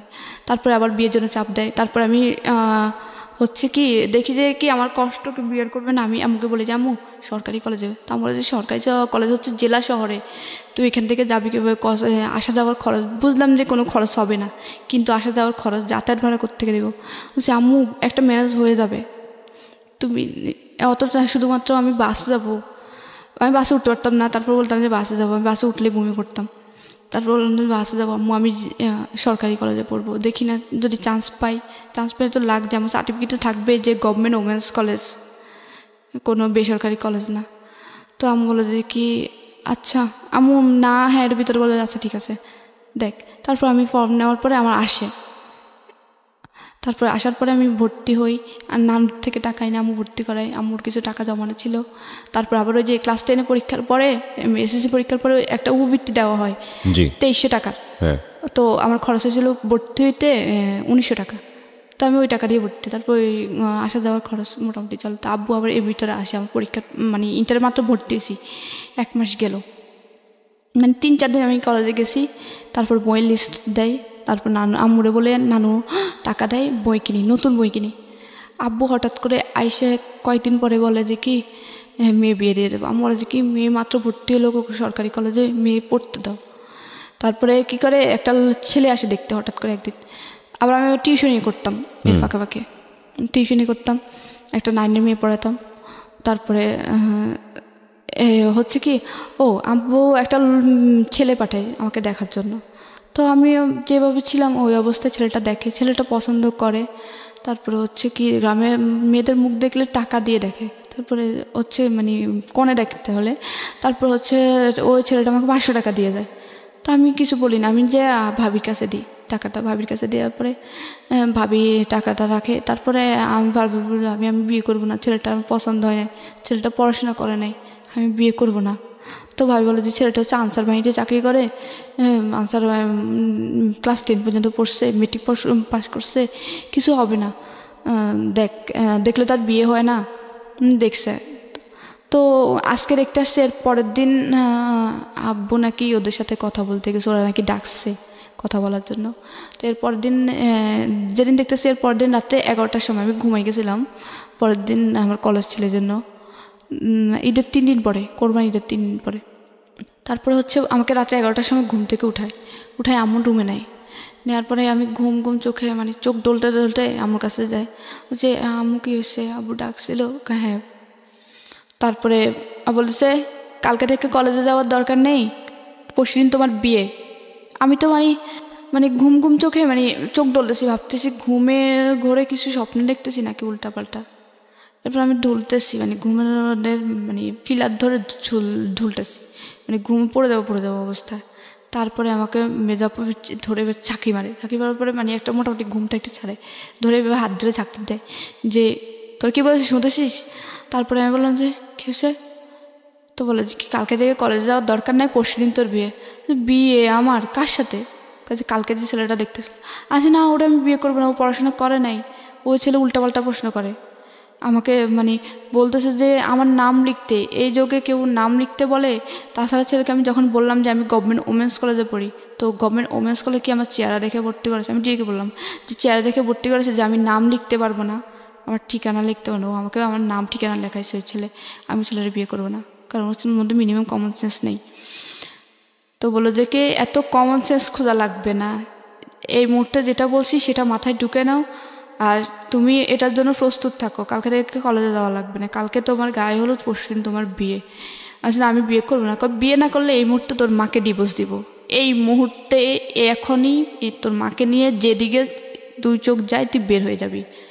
আমি বললাম এখানে মাকে টানতেছেন কী জন্যে? আব্বুরে বললাম আমি বিয়ে করব না, আর আপনি তো আমার খরচ চালাচ্ছেন না পড়াশোনার, আমি আপনাদের বাড়িতে থাকতেছি আর খাইতেছি, ওটা আমি আপনাদের কাজের মেয়ের মতো যতটুকু ঘরের কাজ করে দিচ্ছি, ওই ক্ষেত্রে কাজের মেয়েরা কিন্তু ঘরের থেকে কাজ করে খায়, আবার টাকাও নেয়, আমি তো আপনাদের থেকে 1 পয়সাও নিচ্ছি না, শুধু তো কাজ করে দিচ্ছি টুকটাক, আর খাচ্ছি আর থাকতেছি, এইটুকুই।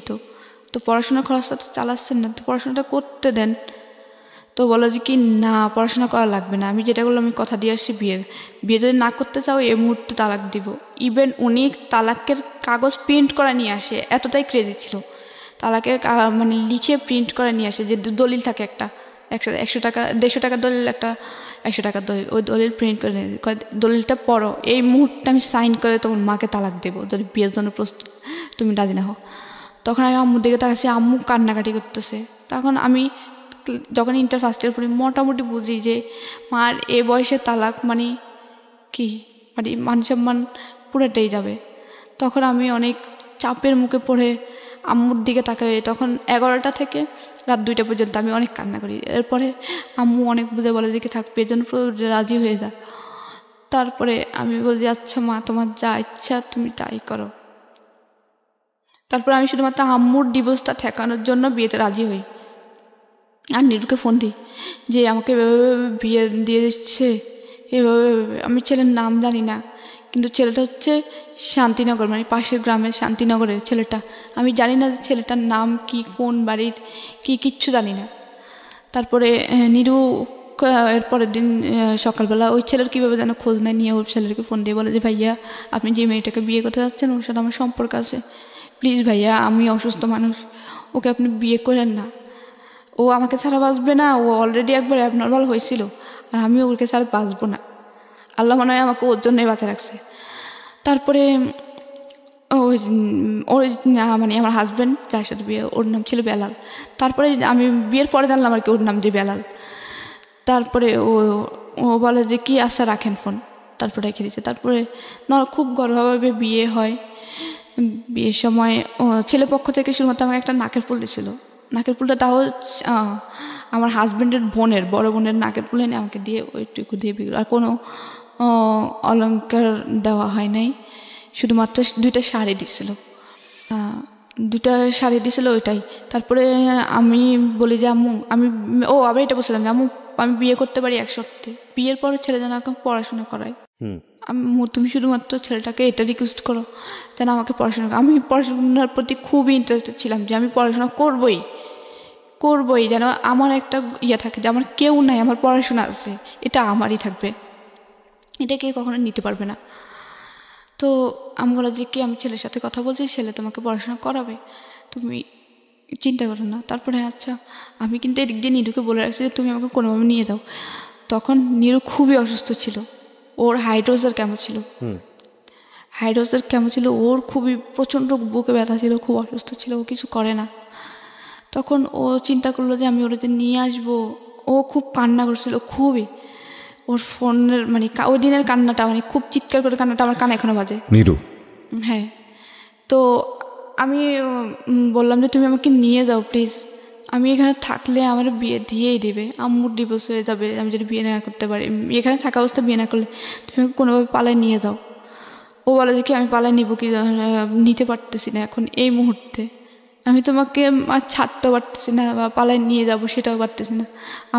আমি যে একটা রোজগার করে নিয়ে তোমাকে পালায় নিয়ে কিছু একটা করে খাবো বা একটা দিন তোমাকে চালাবো, একটা দিন চালানোর মতো ক্ষমতা আমার মধ্যে নাই, ওই এবিলিটি আমার নাই। কারণ আমি আমার বাবার উপর ডিপেন্ড, আমার বাবা আমার সম্পূর্ণ ক্যান্সারের কষ্টে বের করতেছে, এই অবস্থা আমি তোমাকে নিয়ে কি করব? আমার নিজের রাস্তায় পড়ে মরতে হবে, কারণ আমার ক্যান্সার চিকিৎসা না চললে আমি শেষ। তারপর ও খুব কান্নাকাটি করে। তারপরে আমার নর্মালিভাবে বিয়ে হয়, আমার 2টা বান্ধবীকে দাওয়াত দিই, আমি খুবই কান্নাকাটি করি, আমার 2 দিনের কান্নায় মানে সারাক্ষণ চোখ দিয়ে পানি পড়ে। তারপর চোখ মুখ ফুলেছিল, আমি ওই ছেলের মুখে দিয়ে কিন্তু তাকাইনি যখন আমি দেখতে আসে, তারপর নামও জানতাম না।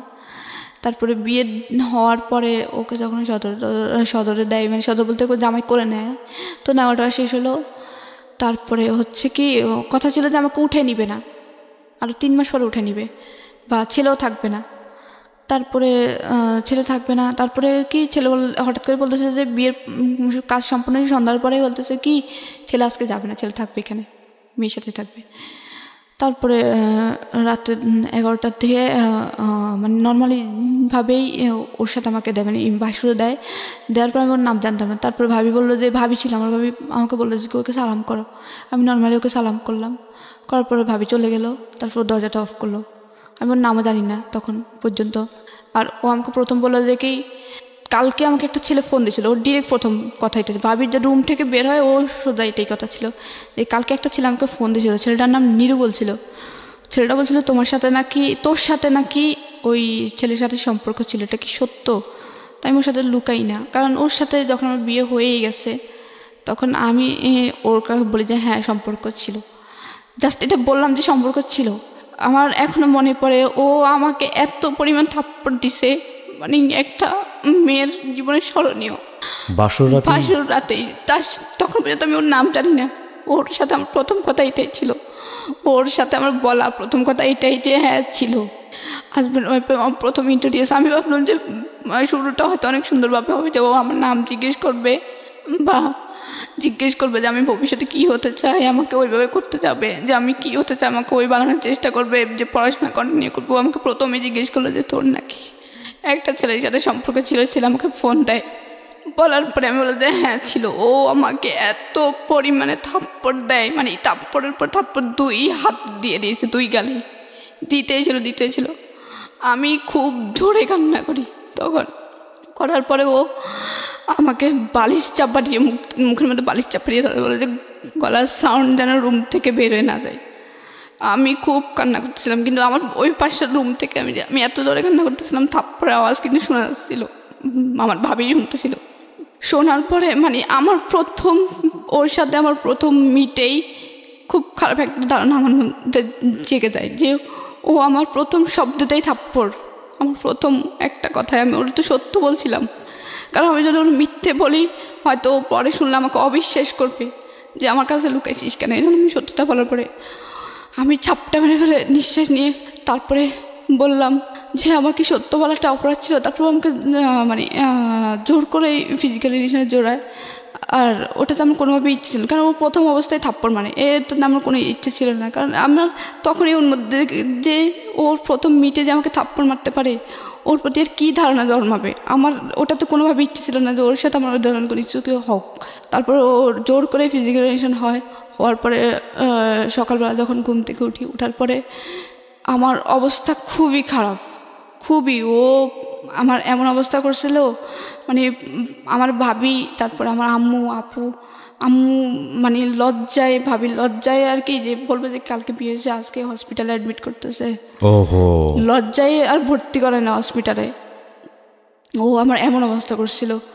তারপরে আমি হাঁটতে পারতেছিলাম না। তারপরে আমার ভাবি আমাকে কি করে, আমাদের পাশের বাড়ির আরেকটা ছেলে দিয়ে ভাবি এমনিতে ফার্মেসি থেকে পেইন কিলার এনে খাওয়ায়। তারপরে ভাবি ওকে ডাকে কিছু নাস্তা করার, সকালে নাস্তা হয়, নাস্তা করার পরে ভাবি ডাকে, বলে যে কি ভাই আপনি মানুষ, প্রথম মিটে ওরে আপনি এত মারা হাসছেন, তারপরে এমন অবস্থা, আপনি কি মানুষ নাকি? জীবনের কি বউ পাইতেন না? ও তো আপনারই, আপনি কি ওকে একদিনের জন্য পাইছেন যে একদিনের জন্যই ইয়ে করে মেরে ফেললাম বাস শেষ? ও তো আপনার সারা জীবনেরই। আপনি ওর প্রথম অবস্থায় এমন অবস্থা করলেন, লজ্জায় তো কিছু বলতে পারতেছি না, কিছু করতে পারতেছি না। এরপরে ও তখন নিচের দিকে তাকায় থাকে। তারপর আম্মু বলে যে দেখো আমার মেয়েটারে আমি 7 মাস বয়সে পাই, ও আবার আমার এটা জেনে বিয়ে করে যে আমি দত্তক নেওয়া। আমি ওরা অনেক কষ্টে মানুষ করছি, অনেক কষ্টে এ পর্যন্ত আনাইছি। ওর খুব ইচ্ছা পড়াশোনা করা, তুমি প্লিজ ওর পড়াশোনা করে। তারপর বললো যে আচ্ছা ঠিক আছে করাবো। ও আবার আম্মুকে একটু রেসপেক্ট করতো, আব্বুকে রেসপেক্ট করতো। তারপরে এর পরের দিন ও থাকে, থাকার পরে এর পরের দিন আমি ওর সাথে আর ওইভাবে কথা বলি না। তারপরে ও বলে যে কি কালকে রাত্রের জন্য সরি। তা আমি বললাম যে এটা কোনো মানুষের আচরণ? আপনি আমাকে নর্মালি জিজ্ঞেস করতে পারতেন, আপনি আমাকে মেরে কী মজা পেয়েছেন বলেন তো, আমাকে এতগুলো থাপ্পড় মেরে কী মজা পেয়েছেন বলেন তো। তো বলে যে কি মারছি, প্রেম করছিস কী জন্যে? তো বলে যে সম্পর্ক কয় বছর ছিলাম? 4 বছর। ওর সাথে সাথে মুখ ঘুরাই ফেলে কয় যে 4 বছরের সম্পর্ক, কী না কী হয়েছে আল্লাহ জানে। কিন্তু নিরু কখনো আমাকে টাচও করে নাই, অনেস্টলি বলতেছি, নিরু কখনো আমাকে টাচই করে নাই। ও একদম খুবই ভালো ছিল, নামাজ পড়তো 5 ওয়াক্ত। তারপর ওর ক্যান্সার ছিল, ও কখনো ওই ধরনের কিছু ধরতো না, খুবই ভালো ছিল। আমরা সুযোগে পেতাম না, কোনোভাবে কেউ যদি দেখতো রাস্তা দিয়ে স্কুলে যাইতে কথা বলতাম, সাথে সাথেই বাড়িতে মাইর খেতাম প্রচুর। তারপরে তারপরে আমার বিয়েটা হয় 14 সালে 14ই অক্টোবর। তারপরে 14 সালের 14ই অক্টোবর বিয়ে হয়। তারপর আমাকে এর 1 মাস হয় নাই, 7 তারিখে 7 নভেম্বর ওদের বাড়িতে নেওয়ার কথা হয়। তারপরে নিয়ে যাবে, তো আবার তখনই চলে যাবে। বিয়ের 2 দিন পরে আবার চট্টগ্রাম চলে আসো, ডিউটি চট্টগ্রাম বন্দরে ছিল, আনসার বাহিনীতে ছিল, তো চলে যায়। এরপরে ও ফোন দিয়ে বলে যে কি পড়াশোনা অফ। আমি তো পুরো আকাশ থেকে পড়লাম যে ও বলছিল যে পড়াশোনা করাবে। আম্মুরে বলছিল, আম্মুকে অর্ডার দিয়েছিল। আমার নতুন বই, একদম বইটা আমি 2 দিন আগে কিনছিলাম, ঠিক নানু থেকে টাকা নিয়ে 2 দিন আগে কেনা বই। আমার খুব খারাপ লাগতো বইগুলোর দিকে তাকায়, যে আমার খুব স্বপ্ন ছিল যে সায়েন্স থেকে পড়বো। আম্মু ফিনান্সিয়াল প্রবলেমের কারণে আমার সায়েন্সে দেয় নাই। তারপর আমি কমার্স নিয়ে পড়ি। তারপরে আমার স্বপ্ন ছিল যে আমি আর্মি অফিসার হব। বিয়ের পরে ডিফেন্সের লোক নেয় না। তারপরে আমার খুব মানে ইচ্ছা ছিল, খুবই ইচ্ছা ছিল যে আমি এমন কিছু। তারপরে ভাবলাম যে তারপরে আমি পড়াশোনাটা কন্টিনিউ করব, তারপর আমি কিছু একটা করব। তারপর আমি পড়াশোনাটা অফ করে দেয়। অফ করার পরে আমি আর ফোনে বলে যে কেউ পড়াশোনা অফ, আমাকে ফোন টোন দেয় না, আম্মুর ফোন দিয়ে কথা বলতাম। তারপরে হচ্ছে কি ওদের বাড়িতে নিয়ে যায়। নিয়ে যাওয়ার পরে আমি কিন্তু কখনো ধান সিদ্ধ করি নাই। আমাদের ধান সিদ্ধ করতাম, আমাদের ধান হয়তো অনেক বাড়িতে, কিন্তু ধানগুলো বিক্রি করে দিত, বিক্রি করে দিয়ে চাল কিনে আনতো। তারপর ওদের বাড়িতে যাওয়ার পরে ওর হচ্ছে 3 ভাই, ও হচ্ছে সবার ছোট। ওর মা বাবা খুবই বৃদ্ধ ছিল। তো আমি ওদের বাড়িতে যাওয়ার পরে আমি নিয়ে নিলাম যে আমার তো ওরাই ফ্যামিলি। তারপরে আমি ওর সাথে কিন্তু আমার ভালো আন্ডারস্ট্যান্ডিং ছিল না। আমার কষ্ট কোনো কিছু আমি ওর সাথে শেয়ার করতাম না, কারণ আমাকে কথায় কথায় মারতো, খারাপ ব্যবহার করতো, বলতো যে তোর বয়ফ্রেন্ডের সাথে কী না কী হয়েছে, ওই সেই বাজে কথা বলতো। আমি কখনোই আমার কোনো আনন্দ, কোনো কষ্ট ওর সাথে শেয়ার করতাম না। আচ্ছা, খুব স্বাভাবিক সেটা। হ্যাঁ, কারণ ওর প্রথম দিনে ওর মায়েরটা আমার মনে আছে। ওর প্রথম দিনে ওর প্রতি আমার খারাপ ধারণা, একটা ঘৃণা। তারপরে ওদের বাড়িতে যখন নিয়ে যায়, যখন প্রথম দিন যায়, প্রথম দিনের পর থেকে কোনো দিন আমার শ্বশুর শাশুড়ির একটা কাপড় কেউ ধুইতে দিতে পারে না, আমি ধুইছিলাম সব সময় যতদিন ছিলাম। আমরা সংসার জীবন ছিল অনলি 6 মাসের। তো যখন আমি ওদের বাড়িতে যাই তখন এত পরিমাণ কাজ আমার উপর চাপাই দিছে, এত পরিমাণ, আমি জীবনে এত কাজ করছি, এত কাজ, একা একটা সংসার সামলানো, তারপর বড় যার হচ্ছে 5টা ছেলে মেয়ে, ছোটো যার হচ্ছে 3টা ছেলে মেয়ে, 8টা ছেলে মেয়ে, সকালে উঠে ওদের 8 জনের জন্য রুটি, আমার শ্বশুর শাশুড়ির জন্য রুটি, এতগুলো রুটি বানাইতে আমি পুরো পড়ে যেতাম, মানে বানাইতে আমার পুরো টায়ার্ড হয়ে যেতাম, কারণ খালি পেটে এত রুটি বানানো যায় না। সকালে ঘুম থেকে সেই ভোরবেলা উঠেই এত কাজ করার পরে যখন মানে একটু খাওয়ার টাইম হতো তখন মানে আমি খাবো সবার লাস্টে, তখন বলতো যে কেউ যদি এসে জিজ্ঞেস করতো যে বউ যে সকাল থেকে, ধর নতুন বউ অনেকে দেখতে আসতো, তখন বলতো যে কি বউ সকাল থেকে কাজ করতেছে, নাস্তা খাইছো? তো আমার শাশুড়ি বলতো যে সকাল থেকে এখনো কোনো কাজে হয় নাই, কাজ না করলে কি খিদা লাগে?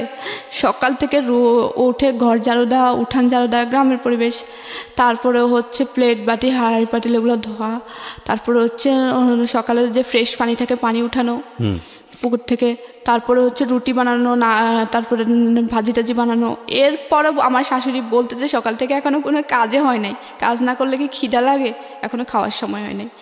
আমার মানে ওই জিনিসটা খারাপও লাগতো, আবার হাসিও পেতাম যে লাইক জোক, আর যে কাজ না করলে নাকি খিদা লাগে না। তারপরে হচ্ছে সকাল থেকে এত কাজ হয়েছে, তারপর বলতেছি না এত খাওয়ার এত পরিমাণ কষ্ট দিয়েছে, মানে ছোট্ট একটা রুটি উনি দিতে, রুটিটা ভাগ করে অর্ধেকটা দিতে আমার খুব খারাপ হয়, কারণ যখন অনেক বেশি পরিশ্রম হয় তখন খাবারটা ডিপেন্ড করে, খাবারটা অনেক তাড়াতাড়ি একটু তাড়াতাড়ি খিদা লাগে, কিন্তু খাবারটা চাইতাম টাইম মতোই খাইতে বলতাম। আমার না দেওয়া ছাড়া আমার একটা ছোটোবেলা থেকে অভ্যাস যে আমাকে কেউ বেড়ে না দিলে আমি নিজের হাত দিয়ে কোনো খাবার নিয়ে খাই না। ওই তখন আমি নিজে থেকে আমার আম্মু শৃঙ্খলা শিখেছিল ওই বাড়িতে থাকা অবস্থায়। আমার বলতো যে কি তোমার ভাবি যখন বেড়ে দিবে তখন খাবা, বা আমি বেড়ে দিলে তারপরে খাবা, নিজের হাত দিয়ে খাবা না। তো ওই থেকে যখন ওই শ্বশুর বাড়িতে তখন আমি শাশুড়ি দেওয়া ছাড়া খেতাম। তো তারপরে আমি সব কিছু রান্না করলাম, ধান সিদ্ধ করতে দেয়, অনেকগুলো ধান সিদ্ধ, 27 মণ ধান সিদ্ধ করি একা একা, ধান অনেক দূরে মাঠে নিয়ে যেতাম, করতাম। তারপরে একদিন আবার শ্বশুর বাড়িতে প্রথম মাইর যেটা, তো প্রথম দিন হচ্ছে কি আমি আমার শ্বশুরকে দুপুরবেলা ডাকি যে আব্বা উঠেন, খেতে উঠেন। তারপর উনি উঠতেছেন, দেখে উঠেন না, খাবেন না। আমি এটা বললাম যে পরের বার আব্বা ডাকি নাই কেন, শুধুমাত্র এই ইস্যুটা যে পরের বারও কেন আমি আব্বা উঠেন না বলি নাই। প্রথম বললেন যে আব্বা উঠেন খাবেন না, তারপর বললো আব্বা উঠেন না খাবেন না, আব্বা উঠেন খাবেন না এটা বলছি, আব্বা বলি নাই কেন।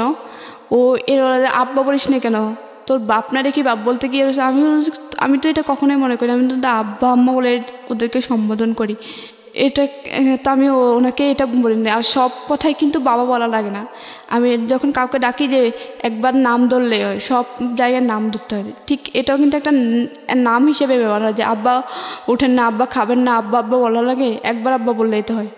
ও আমাকে সাথে সাথে ওই যে নারকেল গাছের যে কোদা থাকে এত মারা মারছে, ওরা যে কি আব্বা ডাকিসটা, আবার বলে যে কি সব কথা বলা লাগে, তুই কি অনেক বেশি বুঝিস, এত মারা মারছে। এরপরে আমি পাটি বুনতে পারতাম, যে শীতল পাটি, তখন আমাকে হয়তো মাস শেষ হলে 2 দিনের জন্য বাড়িতে যেতে দিত আম্মুর কাছে।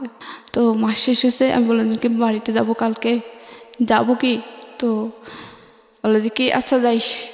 তারপরে যখন আমার শাশুড়ি জিজ্ঞেস করলো তুমি কি পাটি বুনতে পারো, আমি হ্যাঁ পারি, কিন্তু এমনিতে কারো থেকে শিখি নাই। বড় আপু পারতো, কিন্তু বড় আপু কখনো আমার শিখেতো না, উনি আমার সামনে বানাতো না, এমনিতে আমি দেখে দেখে পারি, যে পাটি বানানো শেষ হয়ে গেছে, পাটিটা টানা রাখছে, ওখান থেকে দেখে দেখে পারতাম, শিখে গেছি। ও বলার পরে সাথে সাথে ও পাটি বানার যে গাছ থাকে ওই গাছ কাটা শুরু করে দিয়েছে, যেন আমি বাড়িতে না যেতে পারি। তারপরে আমার বাড়িতে যেতে খুব ইয়ে করতো, কারণ এখানে আমি খুবই অত্যাচারিত ছিলাম, খুব মারতো, আর আমার শাশুড়ি খুব মিথ্যে কথা বলতো ওর কাছে। তারপরে পাটি বোনার গাছ কাটে, তারপরে আর যাওয়া হয় না বাড়িতে। তারপরে ওগুলো ছিলে টেলে শুকিয়ে টুকে পাটি বানাতাম। একটা পাটি বানাইছিলাম 5 আছে 6টা, একটা বানাইছে, আর একটা বানানো অর্ধেকটা বানাইছে। বানানোর পরে ও আমার শাশুড়ি প্রতিনিয়ত মিথ্যে কথা বলে, ও এই জন্যই আমার ওর চিটাগং থাকা অবস্থায় আমার সাথে খারাপ ব্যবহার করতো। তারপরে একদিন সন্ধ্যার সময় পাটি বুনতেছি, বোনার পরে মাগরিব আজান দিয়ে তো উঠে যেতাম যে আর নামাজ পড়তে হবে।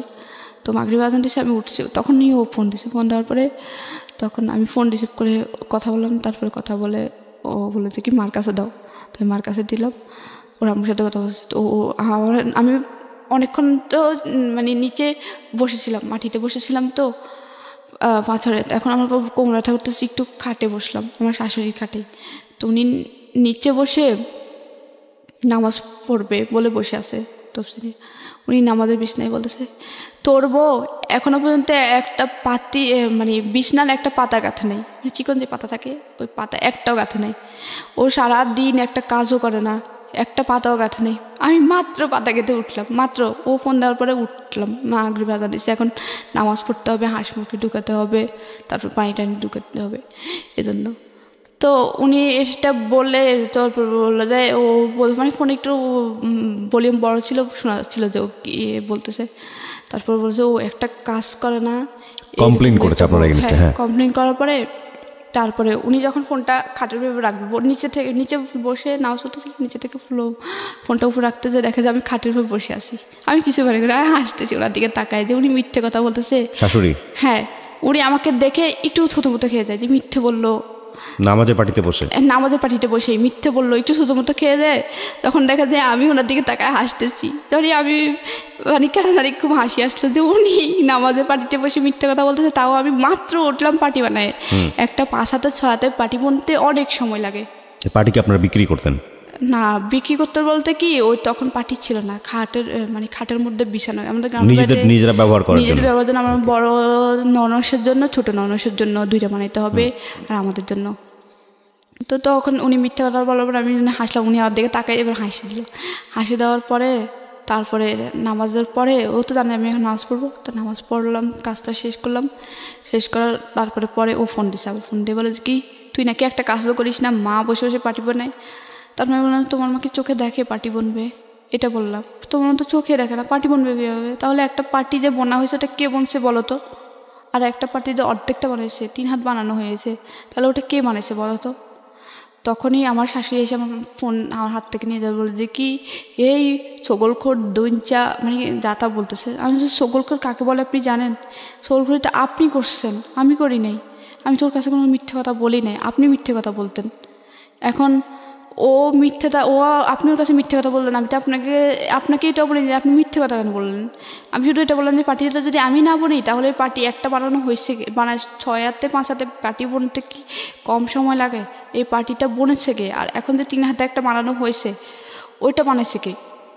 তারপরে আমি এসব কিছু মনে করতাম না, বলতাম যে আমারই সংসার, আমাকে সবাই বলতো যে আমার সংসার, তোমার সংসার তুমি তো করবে। তো আমি বলতাম যে আমার সংসার আমি করি। তারপরে করতাম, কিন্তু আমার সব সময় একটা আফসোস থাকতো। আমি মাঝে মাঝে যদি ওর একটু মাইন্ড ভালো হইতো তখন আমি বলতাম যে আমি পড়াশোনাটা করি, আমার ফার্স্ট ইয়ার ফাইনাল চলে আসছে, আমি কলেজে যাই, আমি পরীক্ষাটা দিই, সেকেন্ড ইয়ারে ভর্তি হব। ও বলতো যে কি না দরকার নেই, পড়াশোনা করা লাগবে না, পড়াশোনা করবা ছেলে মেয়ে হওয়ার পরে। তারপরে হচ্ছে কি ও চাইতো যে তাড়াতাড়ি বাচ্চা নিতে। আমি বললাম যে আম্মু, তখন আমার মানে স্বাস্থ্য আগে ভালো ছিল, তখন ওদের বাড়িতে এত কাজ করার পর আমার স্বাস্থ্য অনেক খারাপ হয়ে যায়, অনেক ওয়েট কমে যায়। করে দেওয়ার পর আম্মু বলে যে কি, ওরে বলে যে বাচ্চা নিও না, নিশি এখন ছোটো তো, ওর এখন মানে স্বাস্থ্য অবস্থা খুব খারাপ, বাচ্চা নিও না। তারপর বাচ্চা নেওয়ার চেষ্টা করে। তারপর ও সবসময় সন্দেহ করতো কি আমি নিরুকে ফোন দিই, কিন্তু আমি নিরু কখনো ফোন দিতাম না। তারপরে হচ্ছে আমি চিন্তা করি যে এভাবে লাইফ চলে না, কারণ আমি মোটামুটি পড়াশোনা করছি। আমি চাই না যে অন্যদের মতো এরকম আমার লাইফটা কাটুক, যে সারা জীবন যন্ত্রণা, ছোটো থেকে কিন্তু যন্ত্রণা ভোগ করে আসছি, চাই না যে এরকম। তারপরে আমি আমার ফোন দিয়ে ফেসবুকে ঢুকতাম, মাঝে মাঝে আমার আইডি ছিল। তো আসলে একটা আপুর সাথে যোগাযোগ, আপুরে বলার পরে আপু বলে যে কি তুমি চলে আসো, এভাবে লাইফ চাই না, তোমার সারা জীবন এভাবে কাটতে হবে। তারপর আমি 6 মাসের মাথায় এই অচেনা একজন মানুষের কথা শুনে চলে আসলেন। হ্যাঁ, তো আপুকে আমি প্রায় সময় বাড়িতে গেলেই নক করতাম যে আপু এমন এভাবে চলতেছে, এই মাসে এরকম হয়েছে এরকম। ও আমাকে একটু ইস্যু নিয়ে এত মারতো, আর হচ্ছে আবার ফোন করে বসে যে আমি জানি, কিন্তু আমার কথা হচ্ছে চলে আসলেন কিনা এই আপুটার ক্ষেত্রে, চলে আসলেন ঢাকাতে? চলে আসি। তারপর হচ্ছে ও 3 লাখ টাকা চাই, দুবাই যাবে, ও আনসার চাকরি করবে না। তারপর বলে যে 3 লাখ টাকা চলে আসার পরে আপুর কাছে থাকলেন, কত সালে চলে আসলেন? তারপর 2015 সালের এপ্রিলে চলে আসি, এপ্রিল 26 তারিখে। তারপর আপু বলে যে কি তুমি ঢাকায় চলে আসো, কোনোভাবে টিকিটটা নিয়ে তুমি চলে আসো, আমি একটা তোমার কাজের ব্যবস্থা করে দেয় শেষ পর্যন্ত কাজের ব্যবস্থা। হ্যাঁ, তারপরে আমি ওনার কথা মতো কাউকে না বলে চলে আসি। হ্যাঁ, কারণ মাত্র যে এটা আমি বাড়িতে জানাইতাম, ভাইয়েরা মানে সবাই জানতো আপনি পালিয়ে গেছেন বাড়ি থেকে। হ্যাঁ, বলতে আম্মুরে বলে গেছে যে আম্মু আমি চলে যাচ্ছি। আম্মু বলতো যে কই যাচ্ছে, আমি জানি না, কিন্তু আমি আর সহ্য করতে পারতেছি না। আপনাদের কি ডিভোর্স হয়েছে? হ্যাঁ হয়েছে। কে ডিভোর্স দিয়েছে? ডিভোর্সটা আমি দিয়েছি। আপনি দিয়েছেন। আপনার দেনমোহরের টাকা বুঝিয়ে পেয়েছেন? না, ওকে, সেটা এখনো দেয়নি। আচ্ছা, আপনি ডিভোর্স দিয়ে দিয়েছেন। আপনি এখন কি করেন? এখন হচ্ছে আমি ডিগ্রি ফার্স্ট ইয়ারে পড়তেছি। আবার পড়াশোনা শুরু করেছেন? আমি ওই যে ওখান থেকে যখন চলে আসি তখন আমি অনেক কষ্ট করে ঢাকায় চলে আসি। চলে আসার পরে আমি একটা মিরপুর 14 নম্বরে কচুকাতার এখানে একটা সমিতিতে জব নিয়ে আপু জব নিয়ে দেয়। তারপর ওখানে জব করতে থাকি। তারপর সেকেন্ড ইয়ারে ভর্তি শেষ, টেস্ট পরীক্ষার কয়েকদিন আগে আমি মানে ইন্টারেস্ট ফাইনালের টেস্ট পরীক্ষার 4 দিন আগে আমি অনেক কষ্টে মানে প্রিন্সিপালের দরজায়, তারপর আমি জানি আপনি অনেক কষ্ট করেছেন, কিন্তু একটা কথা হচ্ছে যে আপুটা আপনাকে কেন হেল্প করে? আপুটা এর নিঃস্বার্থে হেল্প করে, যে এত কষ্ট মানুষের, ও আপুটার A to Z মানে ছোটো থেকে সব কিছু বলছি। আচ্ছা, প্রায় সময় চ্যাটিংয়ে। এই আপুর সঙ্গে আপনি এখন আছেন? না আপুর সামনে এখন আপনার এখন চলে কিভাবে? পয়সা আসে কোত্থেকে? এখন আমি জব করতাম কিন্তু আপাতত করতেছি না, মানে আমার জবটা চলে গেছে হচ্ছে আমার একটা অ্যাক্সিডেন্ট হয়েছিল। বাচ্চা কাচ্চা আছে কিছু? মানে আগে ঘরের বাচ্চা কাচ্চা হয় না? আমার 6 মাস সংসার ছিল তখন, আর বাচ্চা 6 মাসের সংসার? 2 মাসের একটা বাচ্চা কনসেপ্ট করে, কিন্তু অনেক বেশি কাজের প্রেশার, আমি একদম নষ্ট হয়ে যায়। আপনার ভবিষ্যৎ পরিকল্পনা কি? আপনি কি করবেন? আমার ভবিষ্যৎ পরিকল্পনা হচ্ছে কি, আমি পড়াশোনা তো এখন কন্টিনিউ করতেছি। তারপর হচ্ছে কি আমার কষ্ট, আমি এখন নিজে নিজে বিয়ে করতে জানি, যদিও আমি এখন চাকরিটা করতেছি না, চাকরি খুঁজতেছি। পড়াশোনাটা কমপ্লিট করবো, মাস্টার্স কমপ্লিট করব, তারপর বিসিএস দেওয়ার চেষ্টা করব, তারপরে একটা গভর্নমেন্ট জব করব। আপনি যেদিন এই স্বপ্নটা বাস্তবায়ন করতে পারবেন সেদিনই হবে আপনার এই জীবন গল্পটা বলা সার্থক। আজ পর্যন্ত শুধু এটা একটা স্ট্রাগল গল্প, এবং এই জায়গাটা থেকে অনেক মেয়েই এই ধরনের স্ট্রাগল বাংলাদেশে করেন। সেই অর্থে জীবন গল্প এটা তেমন কোনো গল্প না, যদি আমি নক করার জায়গা থেকে বলি। কিন্তু যদি আপনি সত্যি সত্যি বিসিএস অফিসার হতে পারেন, যদি আপনি সত্যি নিজের পায়ে দাঁড়াতে পারেন, তাহলে আমরা আপনাকে উদাহরণ হিসেবে দাঁড় করিয়ে বলতে পারবো লাখ লাখ মানুষকে যে এই মেয়েটি পেরেছে, সুতরাং আপনাদেরও পারা উচিত।